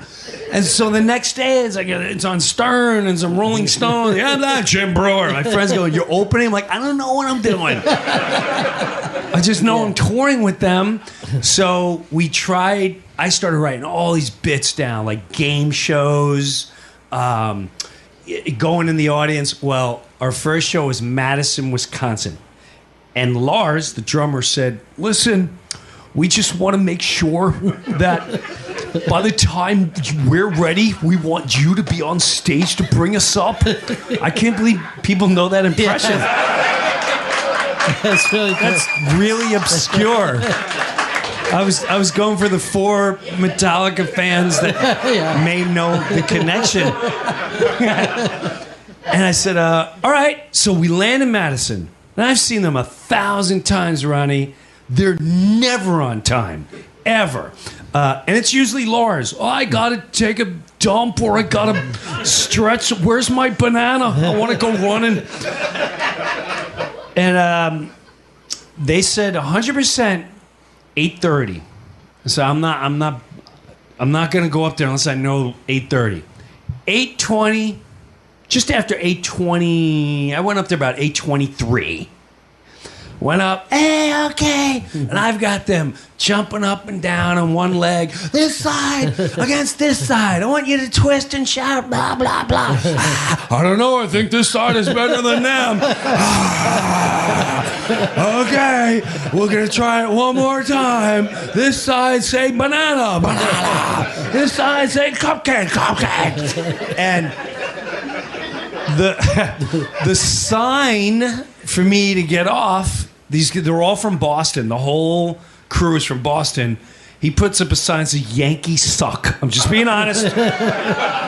You can go after him. His name is Dewey. They're not playing in New York anyway, so it's fine. And I look down, and the sign isn't ready. Oh, okay. It's 8:35. All right, I can stretch this out. A couple more minutes. Okay, they're not ready yet. One more time. This side say banana. This side say cupcake. This guy, you twist around, do the hokey pokey. It's 8:40, and now I'm starting to get off the damn stage. Get off. I'm getting just fingers just violently facing me. Get off the goddamn stage.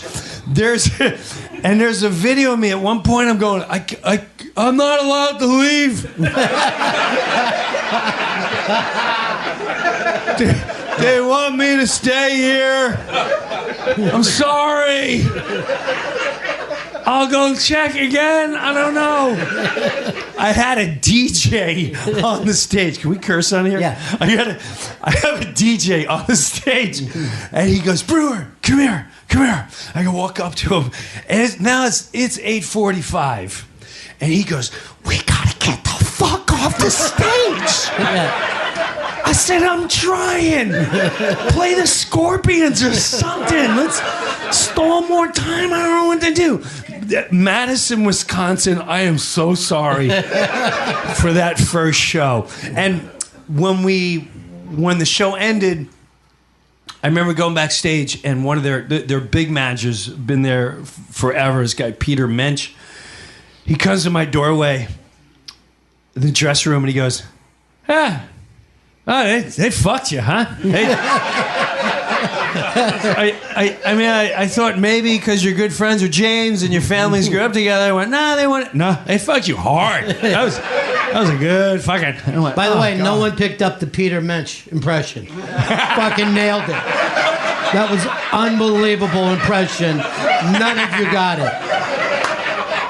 It's a killer too. If you knew Peter, boy.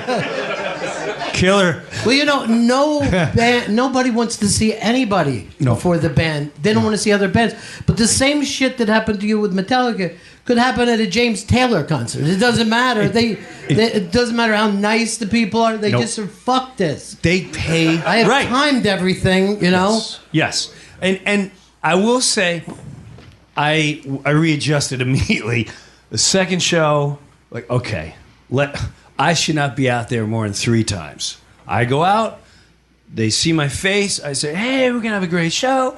If they're up for it, give them a little stand-up. We're going to come back, and now we're giving things away. I'm gone. You're not going to see me again. If I come back, now we got this thing called metal karaoke, which they loved. Mm-hmm. I mean, who doesn't... It's a metal crowd. And they're like, oh, we're singing Ozzy. Highway to Hell. We know this song. Drink more beer. Sing me a song on the piano. And by the third show, now we had a rhythm. It went from, you suck, you're the worst, this is the worst. Now, like, hey, you know what? This is better than an opening band. It was a part. Once we got it to where it's a party, the third show, this is crazy. Next to the arena was this a hall, these halls, right? So I said, where's the Metallica? Before each show has this thing called a museum. They set up a museum, you pay whatever, and you go to a museum and eat. So the museum, I noticed, was 2 halls down. I said, what's in these 2 halls? They went, there's a wedding going on. It's attached to the arena. And I went, there's a wedding next to the Metallica? Like, they're going to hear everything. There is no walls. And they went, yeah, we tried telling them, and we said, and they said, we want to do it. The husband's a big Metallica fan. So I went, oh my God. Let me try crashing the wedding. Grab the bride and groom and bring them on stage and let them have the first dance on stage. So I get them. They're like, yeah, no, we'll do it. We bring them on a stage. I get goosebumps thinking about it, but here's the thing. And I didn't think to me, this was a biggie. So I said, all right, we're going to drop our guard. They're already bride and groom. They didn't get beer thrown on them, thank God. Oh, you're not Lars Ulrich or Kirk. You son of a bitch. Who's this, Pierce DeVale? Get off the stage! We don't want any new bands up there. So they go on stage, and I go, okay, everyone, we're going to drop our metal for 30 seconds, and we're going to do the first dance for them. And I got all 20,000 Metallica fans to sing to ABBA's Dancing Queen. It was legendary. Yeah. These guys with long beards in front of Dancing Queen. This is kind of metal, right? It's really funny, man. I think it's like interesting, like your career, no one ever knows what you're going to do next. You always go in these erratic, you just go 90 degrees in another angle. You're right. It's probably hurt in the big scheme of things. Right. It definitely did. Yeah. But at the same time, I get bored real quick, and I'm always looking to do something else. Ryan, the first 10 years, which, by the way, I don't know if you guys know this, my real start as a comedian was at Ron Bennington's Comedy Club. Mm-hmm. And when you would show up, it was like, okay, I gotta put my A game on tonight. Yeah. Ronnie's in the door. Ronnie's in the back of the room. Did he see me?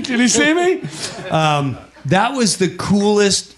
People don't realize for stand-up comics, and when I came to New York City and I'm playing the Cellar and all that, it's still, every time I see you, I have that. That's my home. It's Ron Bennington has always been my home, and it was me and Billy Gardell and you too. Brian Regan was always coming through there. Yeah, Brian Regan, and we'd imitate him for a week. Hey, big yellow, what's the song? Yeah. And our whole. And by the way, even back then, we knew he was the best comic. Oh my God! You know what I mean? Like I remember when Brian had like 14 minutes, and I'm like, well, he's. But he's still better than anyone else that you could see for an hour. He was phenomenal. He'd come into your club, destroy the place, and for the next 3 weeks, every open micer, including myself, would go, so I'm going into my house, and I'm trying to speak by my mom. You couldn't help but imitate him. He was so infectious. Well, this came from that thing of you doing, but I always think, like, when you make changes like that, you can only do the things that interest you. Like, you can't do the things that you think are going to make you move along. You know what I mean? Well, the first 10 years of me going into stand-up, I just wanted, I always say, I call it the leather pants and kangaroo syndrome. Yeah. I'm gonna be a TV star, a movie star, and I'm gonna buy. And I had this dream where I was gonna have an exotic kangaroo going through the mall with leather pants, and people say, "What's up with that guy? Like he's successful. He's huge. He's a star." And but that's. I didn't care. I was on a mission to crush everybody. I came to New York. I'm like, I'm going to crush these people. I came from the road. And after TV, after SNL, I hated Hollywood. I mean, I went to Hollywood. I got chewed up. Like, oh, here's a good... Go back home, kid. Oh, my God. Can I get my pants back? Those leather kangaroo pants? Oh, yeah. And take your kangaroo with you. He was missing chunks of fur.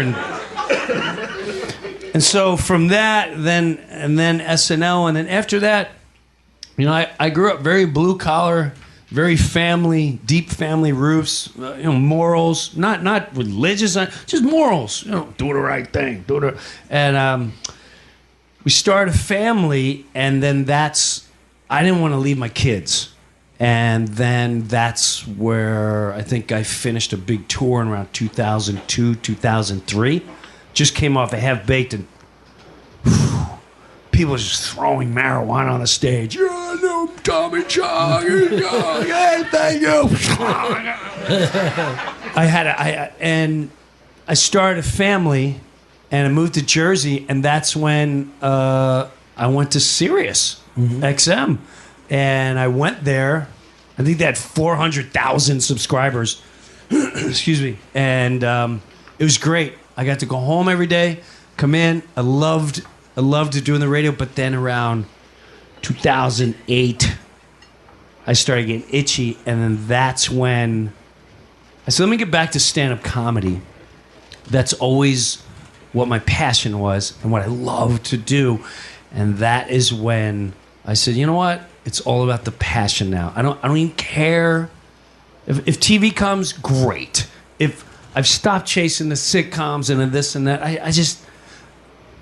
don't have that desire. I have desire to just do what I want and know, oh yeah, I was happy that I failed that, or I feel good that we did something with that, and then move along. So, well, you always hear about successful people that seem to have success because they have money, and then they're just like, oh, this never was something I wanted to do. You know what I mean? Like they just kind of sold out to that. And everyone, we're in America right now where everyone's like, oh, he's got 2 million people watching this thing. But if he hates it, you know what I mean? If he fucking hates it, he hates his whole life. And there's a lot of that. And the late Richard Jeni came on the show one time, and I'll never forget what he said. I loved Richard. I would see him at your place, and I would go watch. He would take a premise and just stretch it in every direction. And he came on the show, and I was like a little kid, and I went, man, I just, I want to be like you. I want to be able to do all these other stuff, and I want to make it. And he went, a guy with his own radio show, been on Saturday Night Live, and he wants to make it. And he goes, it never ends. And he said it in a way that just haunted me and made me realize, good God, you have to start enjoying where you're at in life. And if you don't, you got to find something that you love. And that's really it. I mean... Well, you always... Oh, thank you. I thought it was very prolific. I can end it with a Lars. Dude, I highly fucking agree with this guy. Sadly, that was one homeless guy. Just applauding. Hey, man, you're right. You're right. But, I know that, like, you'll call yourself spiritual, and no matter what thing that you're following, you've got to have gratitude and you've got to have humility. Those are the two things that seem like they move along. So you got to be able to say to yourself, I'm doing this. A lot of people don't get to do this. This is pretty fun. No matter what it is. Right. I came to terms that I am the Forrest Gump of stand-up comedy. I really am. Yeah. Because when I was a kid, I went, okay, I want to work with De Niro and Pesci, and I want to hang out with ball players going to hang out with me, and I'm going to hang out with the rock stars, and I'm going to be huge. Now, defining huge is one thing, but I sit down and I go, for instance, I brought my daughter to go see Billy Joel. All right, she wanted, of all things, she wanted to see Billy Joel for her 16th birthday. Oh my God, that's great. I didn't expect that, because if you go down our hallway, you hear, mother F, slap it, N-word, smacking, bitch, shoot that, mother ever, pow, pow, pow, shoot, N-word, and slap. So, for her to go, for my 16th birthday, I just want to see Billy Joel. So, thank God, the agent I'm currently with says, oh, I can get you 3 tickets. Great. My wife, my daughter, we go to Billy Joel.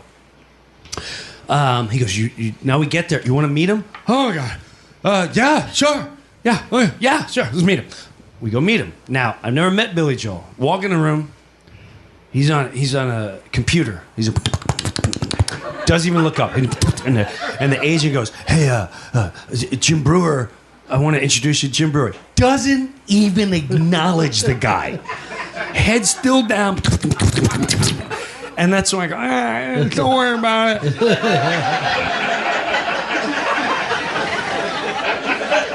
You know, he's got Springsteen. Like, hey, you want me to go up tonight? Hey, Jim Brewer's over here. So I go, no, it's okay, it's okay. And he goes, no, that's fine. Billy. And Billy looks up and he goes, oh, sorry. I want to introduce Jim Brewer. Oh, hey. I feel stupid. And I go, and this is going somewhere, I promise. So now he walks. I'm not sure what this has to do with the Forrest Gump thing, but. No, it's okay. I read the papers. So he goes, hey, you know, I heard you. I said, listen, my 16-year-old wanted to see you. Out of all the things, and he goes, oh, wow, you should get a life, kid. Breaks the ice, everyone laughs, it's funny. And then small talk, and he goes, I hear you do AC/DC. I went, you know, I imitate the lead singer. I've met him a couple of times playing John City. He's a great guy. Have you ever? He goes, oh, yeah, that's really funny. And me son. Oh, me son, that's really funny. He goes, you want to go up and do AC/DC tonight? I went,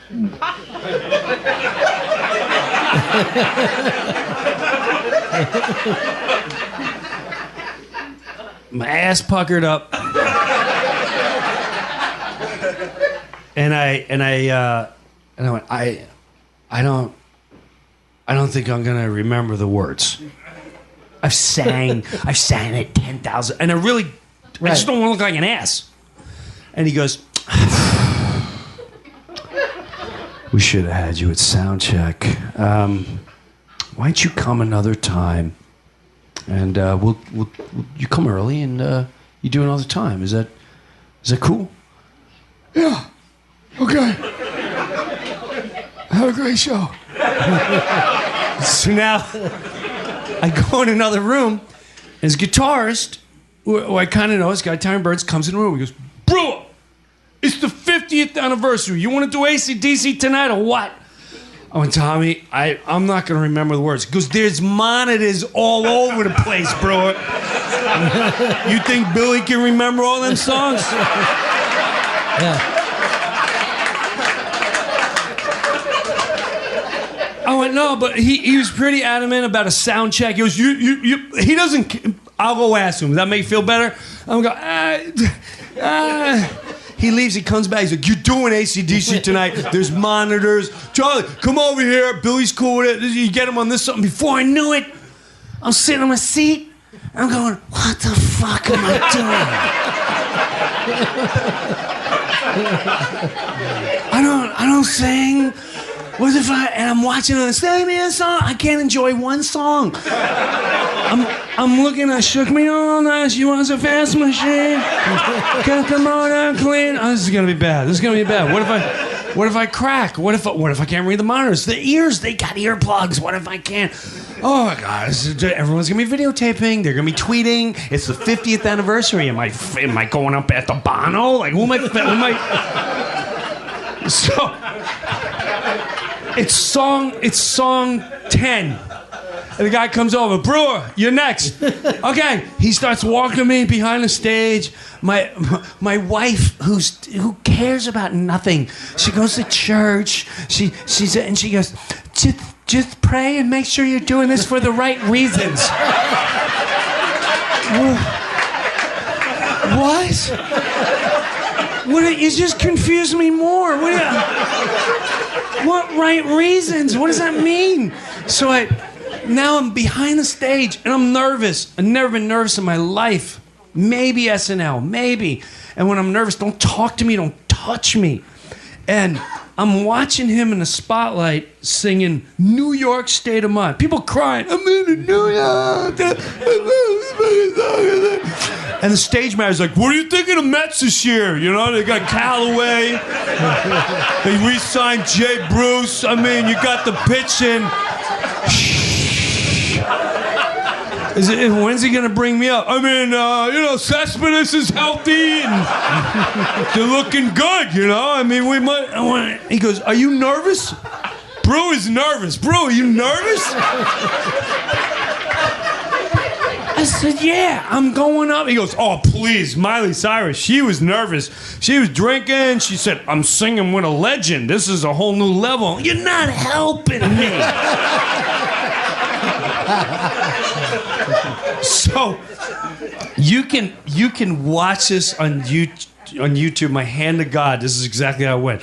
So my heart's going 1,000,000 miles an hour, right? And he goes, so I have a special guest. And I went, oh no. I wasn't even thinking of that part. They're going to be so disappointed.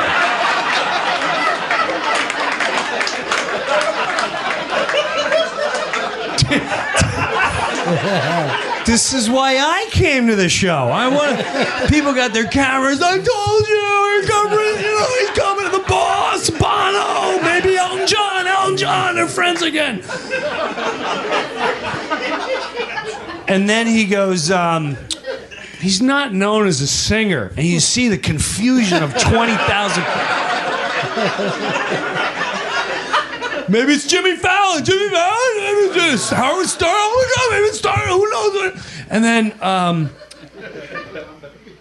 he goes, "This is you do one thing. And this is what drives me nuts about TV. I love it, but at the same time, he goes, you may know him as the Goat Boy." I went, "Goat Boy."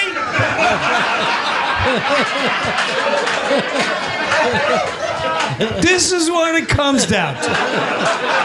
30 years of stand-up, it all comes down to the goat. And I'm not going to lie to you. This is so weird. He goes, you may know him as Goat Boy. Please help me welcome Jim Brewer. Of all songs to go in my head, I swear to God, it was that Eminem song. "Known at the moment to dance it, to never let it go." And I'm like, yeah, Eminem, I hear you. And I walked out, and Billy Joel didn't even look at me. He picked up the guitar and he went, and I looked out and I saw women jump up, and I became Brian Johnson of AC/DC. But here's the thing. When you watch the YouTube clip, I'm not gonna lie, I look like a rock star. Like I was born to do this. But I have a squat, Ronnie. I'm in the front row. I'm pointing at chicks. It's because I'm reading the monitor. That's so great.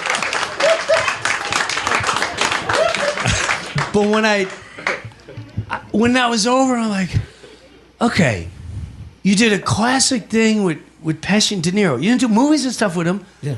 But you did one where people remember that. You're on a tour with Metallica. You didn't do movies, but you did a movie where people go, that was one of my favorite movies ever.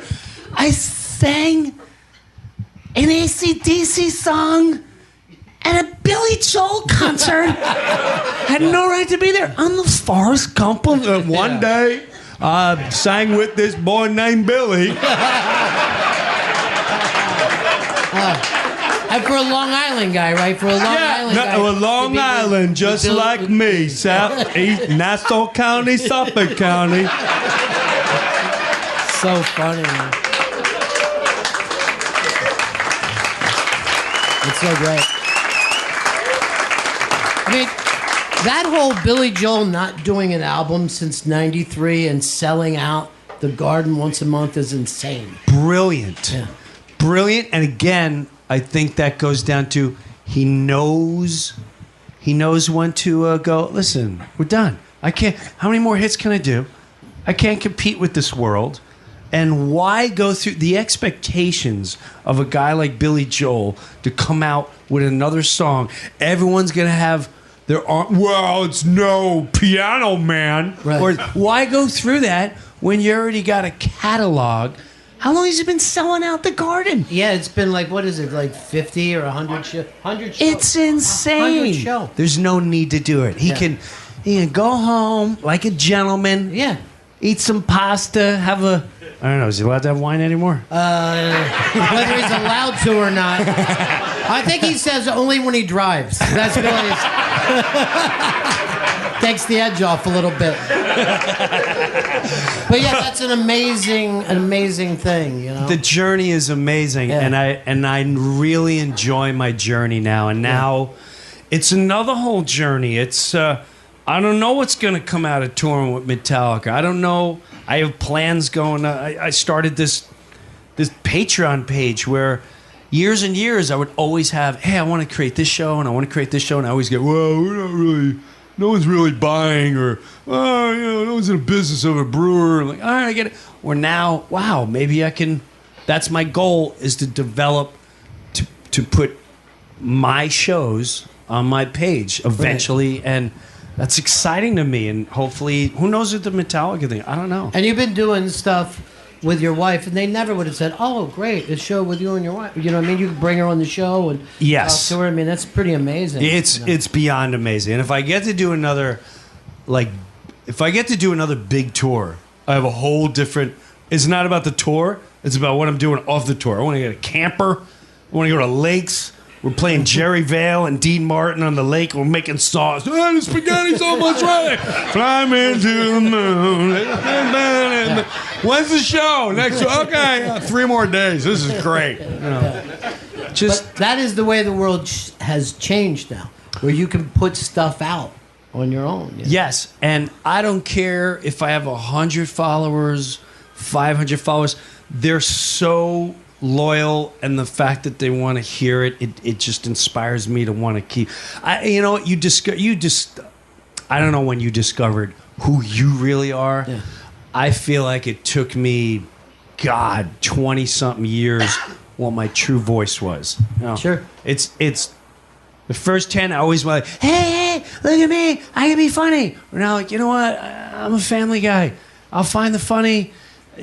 I just want to enjoy life, inspire people, kill them with laughter, and that's my journey now. That is something that you do that a lot of the younger guys don't. You go out to kill. I mean, you go out to slay the room. And when you look at the younger guys, they're like, well, if I have a pleasant set, it'll be nice. No, Yeah. I have that. I think that starts from listening to hard rock and metal. Yeah. I've always had this. There is no. I don't want. He was nice. I don't want. He was clever. I don't care about clever. I want. Bing! There's a drive. Nobody's moving. That is the upper deck. Oh my! The crowd is going crazy. I want to wreck the place.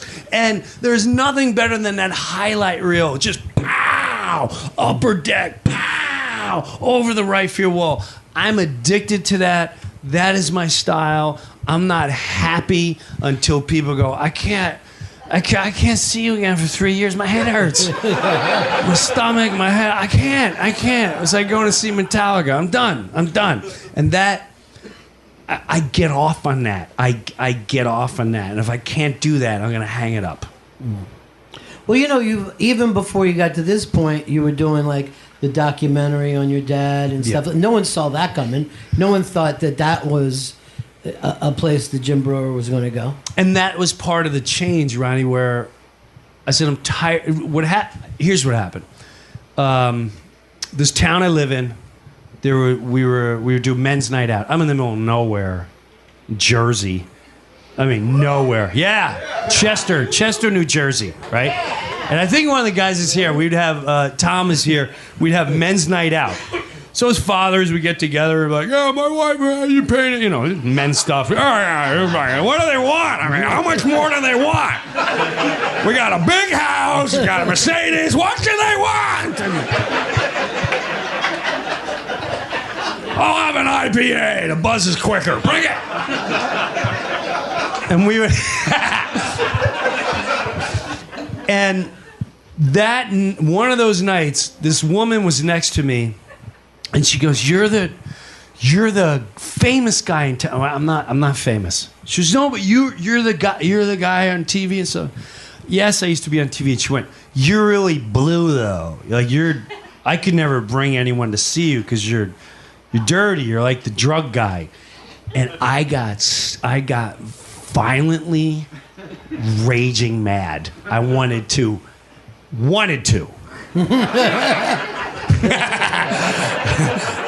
If it was a guy, teeth would have went. I mean, I was just so. I went. Have you ever seen my stand up? No, because I didn't. Did you ever see it? No. Then what makes you think that? Well, I don't know. That's your reputation. And at that moment, I realized, if she thinks that, how many other people have no clue who I really am? And that is when the rebuilding started for myself. I went, I'm taking my life back in my hands. And I went out, and I would always tour and bring my father. And my father was hilarious, older guy, World War II vet, and I knew he was coming to the end. I said, let's do one last tour, but this time we film everything and concentrate, film him, because he's funny. And that turned into a documentary. At first, I was just going to put on a web series, and then the guys filming it went, "Hey, I think we gotta film. This is really touching," and that is what changed my life. I knew this is what I want to do. This is. If it takes for years for me to be clean on stage, I started not cursing anymore. I started looking for a joke rather, because I would listen to myself and everything's like, right, fucking, and shit. It's crazy and shit, I'm like, just say something funny or say something. I would learn from you on the radio back in the day. I would learn from listening to guys like Opie and Anthony and these guys. They would never go there. They didn't have to go there. They would just put it in your mind. It was just funny. So that changed the whole dimension for me, where I wanted the people to know who, and I knew it was rebuilding. And I'm going on 10 years now, and I'm very happy where I'm at. I sell theaters, maybe not across the whole country. Northeast do extremely well. I knew it'd take this long, and I feel really good where I'm at, because now I can sleep at night. Now I know what I'm putting out there is the real me. And if you don't like the real me, that's fine. That's good. I can live with that. But I don't want hey, you're the this guy. Yeah. And people still think that, like Billy Joel. Right, Billy Joel. Here comes the goat guy. Oh, no. Well, my father was also World War II in the Philippines, and those dudes were just like such different cats than what came after them. Did he talk about it at all? Only I still have my dad with me, and it's only it's amazing. And he and my mom still have a home together. They're not in any kind of assisted living yet. Is he 90s? Yeah, he's 91. Wow. Yeah. Ronnie. Look. Hey, hold your applause. He's a racist. Now, I'm joking. but we all love one, don't we? There's always one that we love. But it took a lot of years. And after I heard those stories, I'm like, oh, no wonder he would come home from work and see me laying on the couch watching cartoons and be like, what are you doing, man? You're 14. What are you doing with your life? And I'm like, what? But it was a whole different vibe. Imagine how my father felt. He, like yours, he's fighting in World War II in the Philippines 3 years.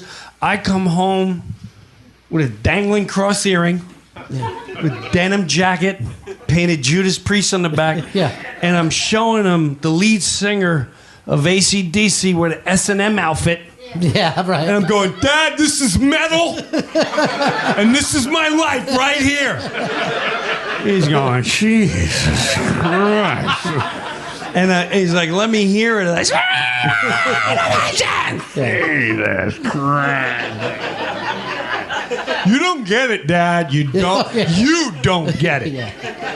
And we didn't get. We don't get it till we got older. Like, oh my God. Yeah, and then you're like, oh, that's crazy. Yes, and my dad never belly laughed in his life. He would do this. And he only did it to George Carlin. And when we went on that tour, make the documentary, I would put on George Carlin, especially his last two. And he was gnarly the last two. Man. And my father would just say, go, this son of a bitch. Yeah, those last Carlin albums where he turned on the Species, he's like, we blew it. You know what I mean? This is great. Yeah. It's great. He put me, I'm like, oh man, we got to fix humanity quick. Yeah. Because he had a different view on things. Yeah. He was intense, really smart.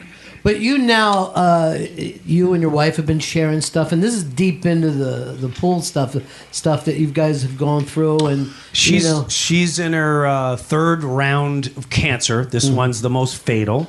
She was diagnosed a little over a year ago, stage 4 breast cancer, and that was a big moment. We were in Philadelphia, where she's now in a trial, but we sat there and you know what? I'm going to go all over the place here, but we've always laughed hard together, right? So, and she's just as funny, but on a different level. So I'll never forget, the lady goes, there's nothing we can do. And she started swelling up. She's like, I'm sorry. I went, you're sorry? No.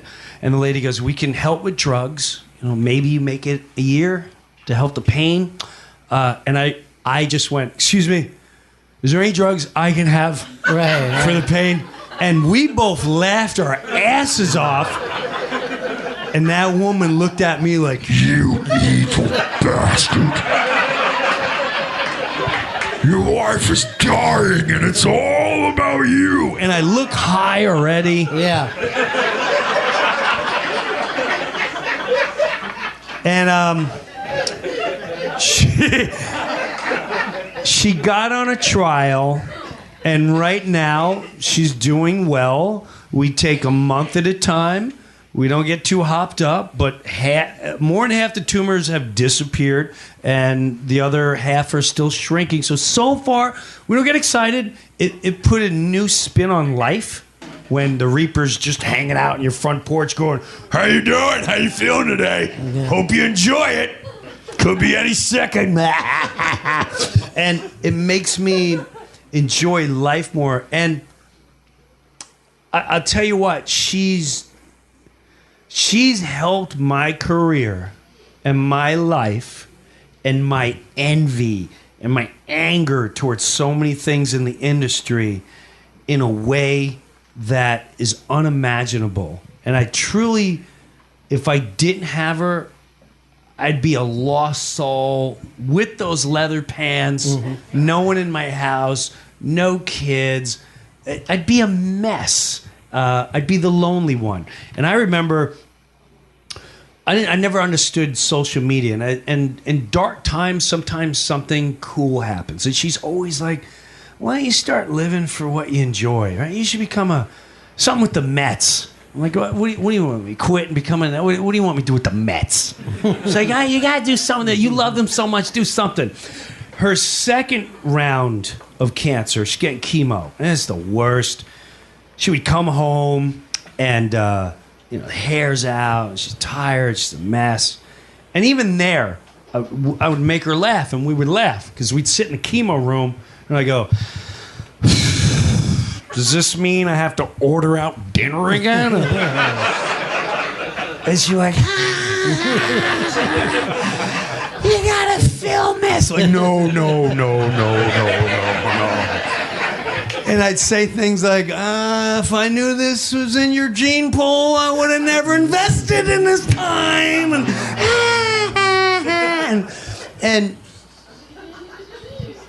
And then we finally made videos, and people out of the woodwork would go, you helped us so much. But here's a crazy thing. It's 2015, 15. She's going through the chemo. It's really bad. And the Mets, it's opening day. And they just signed Bartolo Colon. And the rival Washington Nationals have signed Max Scherzer, who I think is the greatest pitcher ever until now with DeGrom. Now, first game, I watch every Met game like it's the 7th game of the World Series. And I'm watching this game, and the Mets have no hits going into the 7th inning, but it's 0-0. Big Bartolo's going with them toe-to-toe. Finally, the Mets break the no-hitter. They take the lead, I think 2-0 in the 8th. As they're about to win, I'm like, yeah, the big bad Max Scherzer. Come on, take it down the announcer. You get. And I turn, and my wife, she's got no energy, and her head slumped over, and she's giggling. She's going. I said, what is so funny? She goes, this is what you should tape. Put this on social media. The fan in you, people will love that. She's like, don't try to be all Hollywood and shit. Do it the way you are right now, as vulnerable as you are right now. And I went, oh my God, yeah, that's fun to do. So I did the first one, and then she went, you got to do every game. I went, what? No, I'm not doing every game. Well, that night, friends were going, hey, Nat, you're in MLB. What do you mean I'm in MLB? You're on the Mets page. You're local radio. So I started doing every game, and that led to the who knew the Mets were going to go to the World Series that year. Everyone thought I just did the playoffs and more, but no, I did every game, and that was part of our huge healing process. So while everyone saw, hey, Jim Brewer's doing these Met videos, what they didn't know is as a family, this gave us something to watch, and it was a miracle, getting all choked up, that they made it, but it was because of her. So, yeah. See,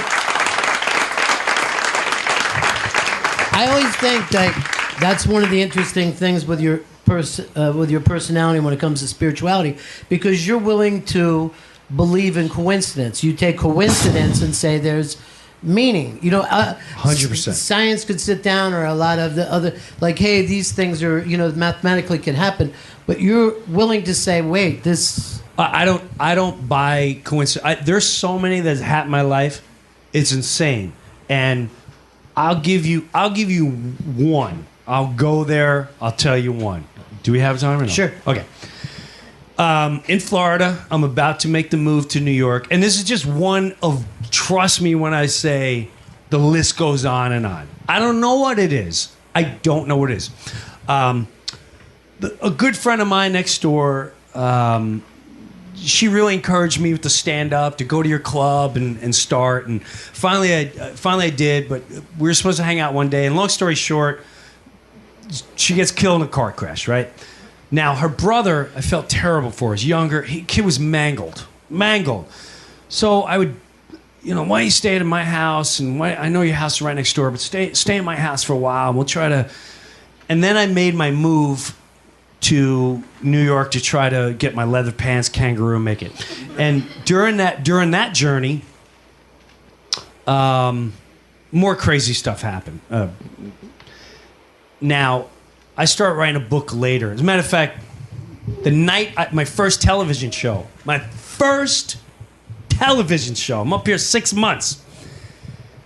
The night I hear about it, I just wanted to tell my brother. All I want to do is tell my brother. My oldest brother, he was like, what is this show business thing you're doing? You should join the Navy or the Armed Service. And they have all kinds of entertainment. You can entertain. I'm like, oh, God, be Bob Hope. I want to be Bob Hope. He was successful for the New Yorker magazine, very successful, has a house on the water. And I drove home that night, and it was 2 a.m. I pick up the phone. I start calling him. My girlfriend, wife, now picks the phone up, shuts the door. Like, what are you doing? It's 2 a.m. Or I'm calling Eddie.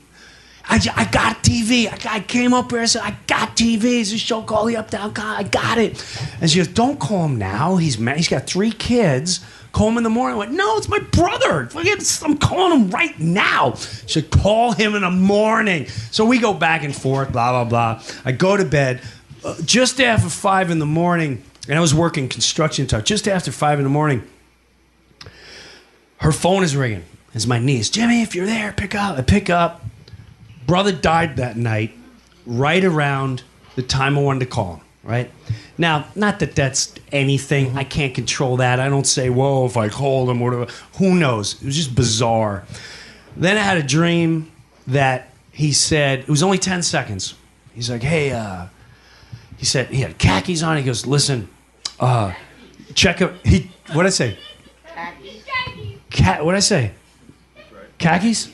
What the fuck? I said khakis. What the fucking heckle talking about my dead brother? He said khakis. His brother's dead. He said khakis.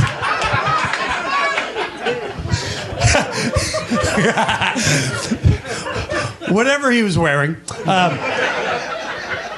So it's 10. He said, check in on the boys once in a while. Mom still has you, and maybe it's what I want to see. So whatever. I'm starting getting tuned into weird shit now. Just like, wow, is there something? Who knows? Was it a dream? Blah, blah. So years later, I start writing a book. As I'm writing a book, there came the section of Kristen, who was the girl that got killed. And I went, oh my God, I gotta find Sean Pomeroy, the brother. Because every time I would visit, he got worse and worse. Drugs and just, he was lost. He was a lost soul. Because what happens sometimes, people die and they concentrate on the death rather than who's alive. You know, the death, they're gone. There's nothing you can do to bring them back. You can just concentrate on what's alive. And I knew he was going through a lot. So I swear, on my kids' lives, I'm not even exaggerating. I get a call from Brian Johnson's wife. Hey, we're having a surprise party for Brian. Come on down. I'm like, yeah, oh my God, yeah, I'm coming to Florida. This is going to be great. I'm going to booze, I'm going to tear up. While I'm going down there, I turned to my wife and went, I know this sounds weird, but I feel like I'm going down for a different reason. I don't know why. So go to Florida, and I go, oh my God. I'm right. I feel like I have so many closure stories for Sean. I gotta find him. I go back to where we used to live. He doesn't live there anymore. I go, you have any clue where they lived? They're like, I think he went to Boston. Oh, shit. I mean, yeah. So I feel terrible. I really feel, I have this overwhelming feeling I should talk to him. And, I go to the Brian Johnson thing. It was great. You know, Jim, you want to sing a song with me? We're out in Sarasota killing it. Fireworks. Cops. You can't be shooting shit off in a book. Cheap Trick is on there. It was great. This is the greatest night ever. So I go back to Tampa Airport about 3 hours early. And I go out in the parking lot. I don't know what's out there. I just went,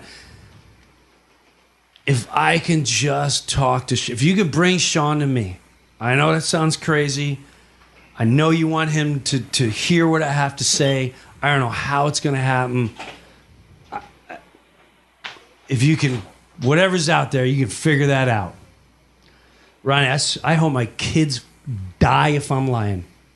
I go back in there, the Tampa terminal. Now, you know in the terminal, you got to go through, you got to give your ticket, and then you go on the tram, and then you go to security.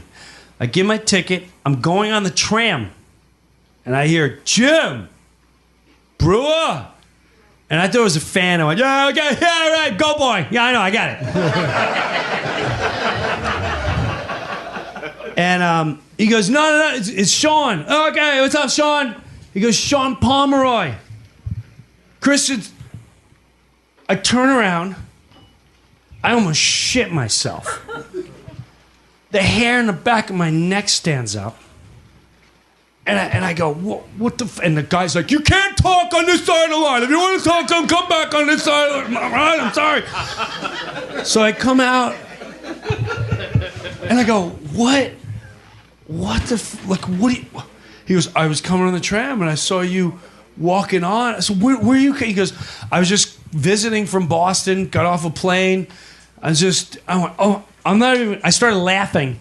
I went, I can't even tell you the moment that led up to right now. Just give me your number. I need to talk to you. And I end up visiting him told him stories. He sobbed for like an hour straight. We hugged, and then since then he's married, kids. But what I ask is like, what is that? What is that? Is that like that's fucking weird? I don't know what that is. If I didn't, I would say coincidence. If I didn't take the time to go and pray to or talk to the gods and go, listen, if this can happen, please eventually bring him. I mean, that's some Star Wars. Bring him to me. Whoa! You know what? I'm serious when I say this too. That is the kind of stuff that only happens with the most spiritually attuned people, and then also to Forrest Gump. So, what an hour. Thank you so much. Brilliant, Ronnie. You are brilliant. Jim Brewer, everybody. Jim Brewer. Oh, my God. You're so damn brilliant. You're so fucking great. Oh, my God.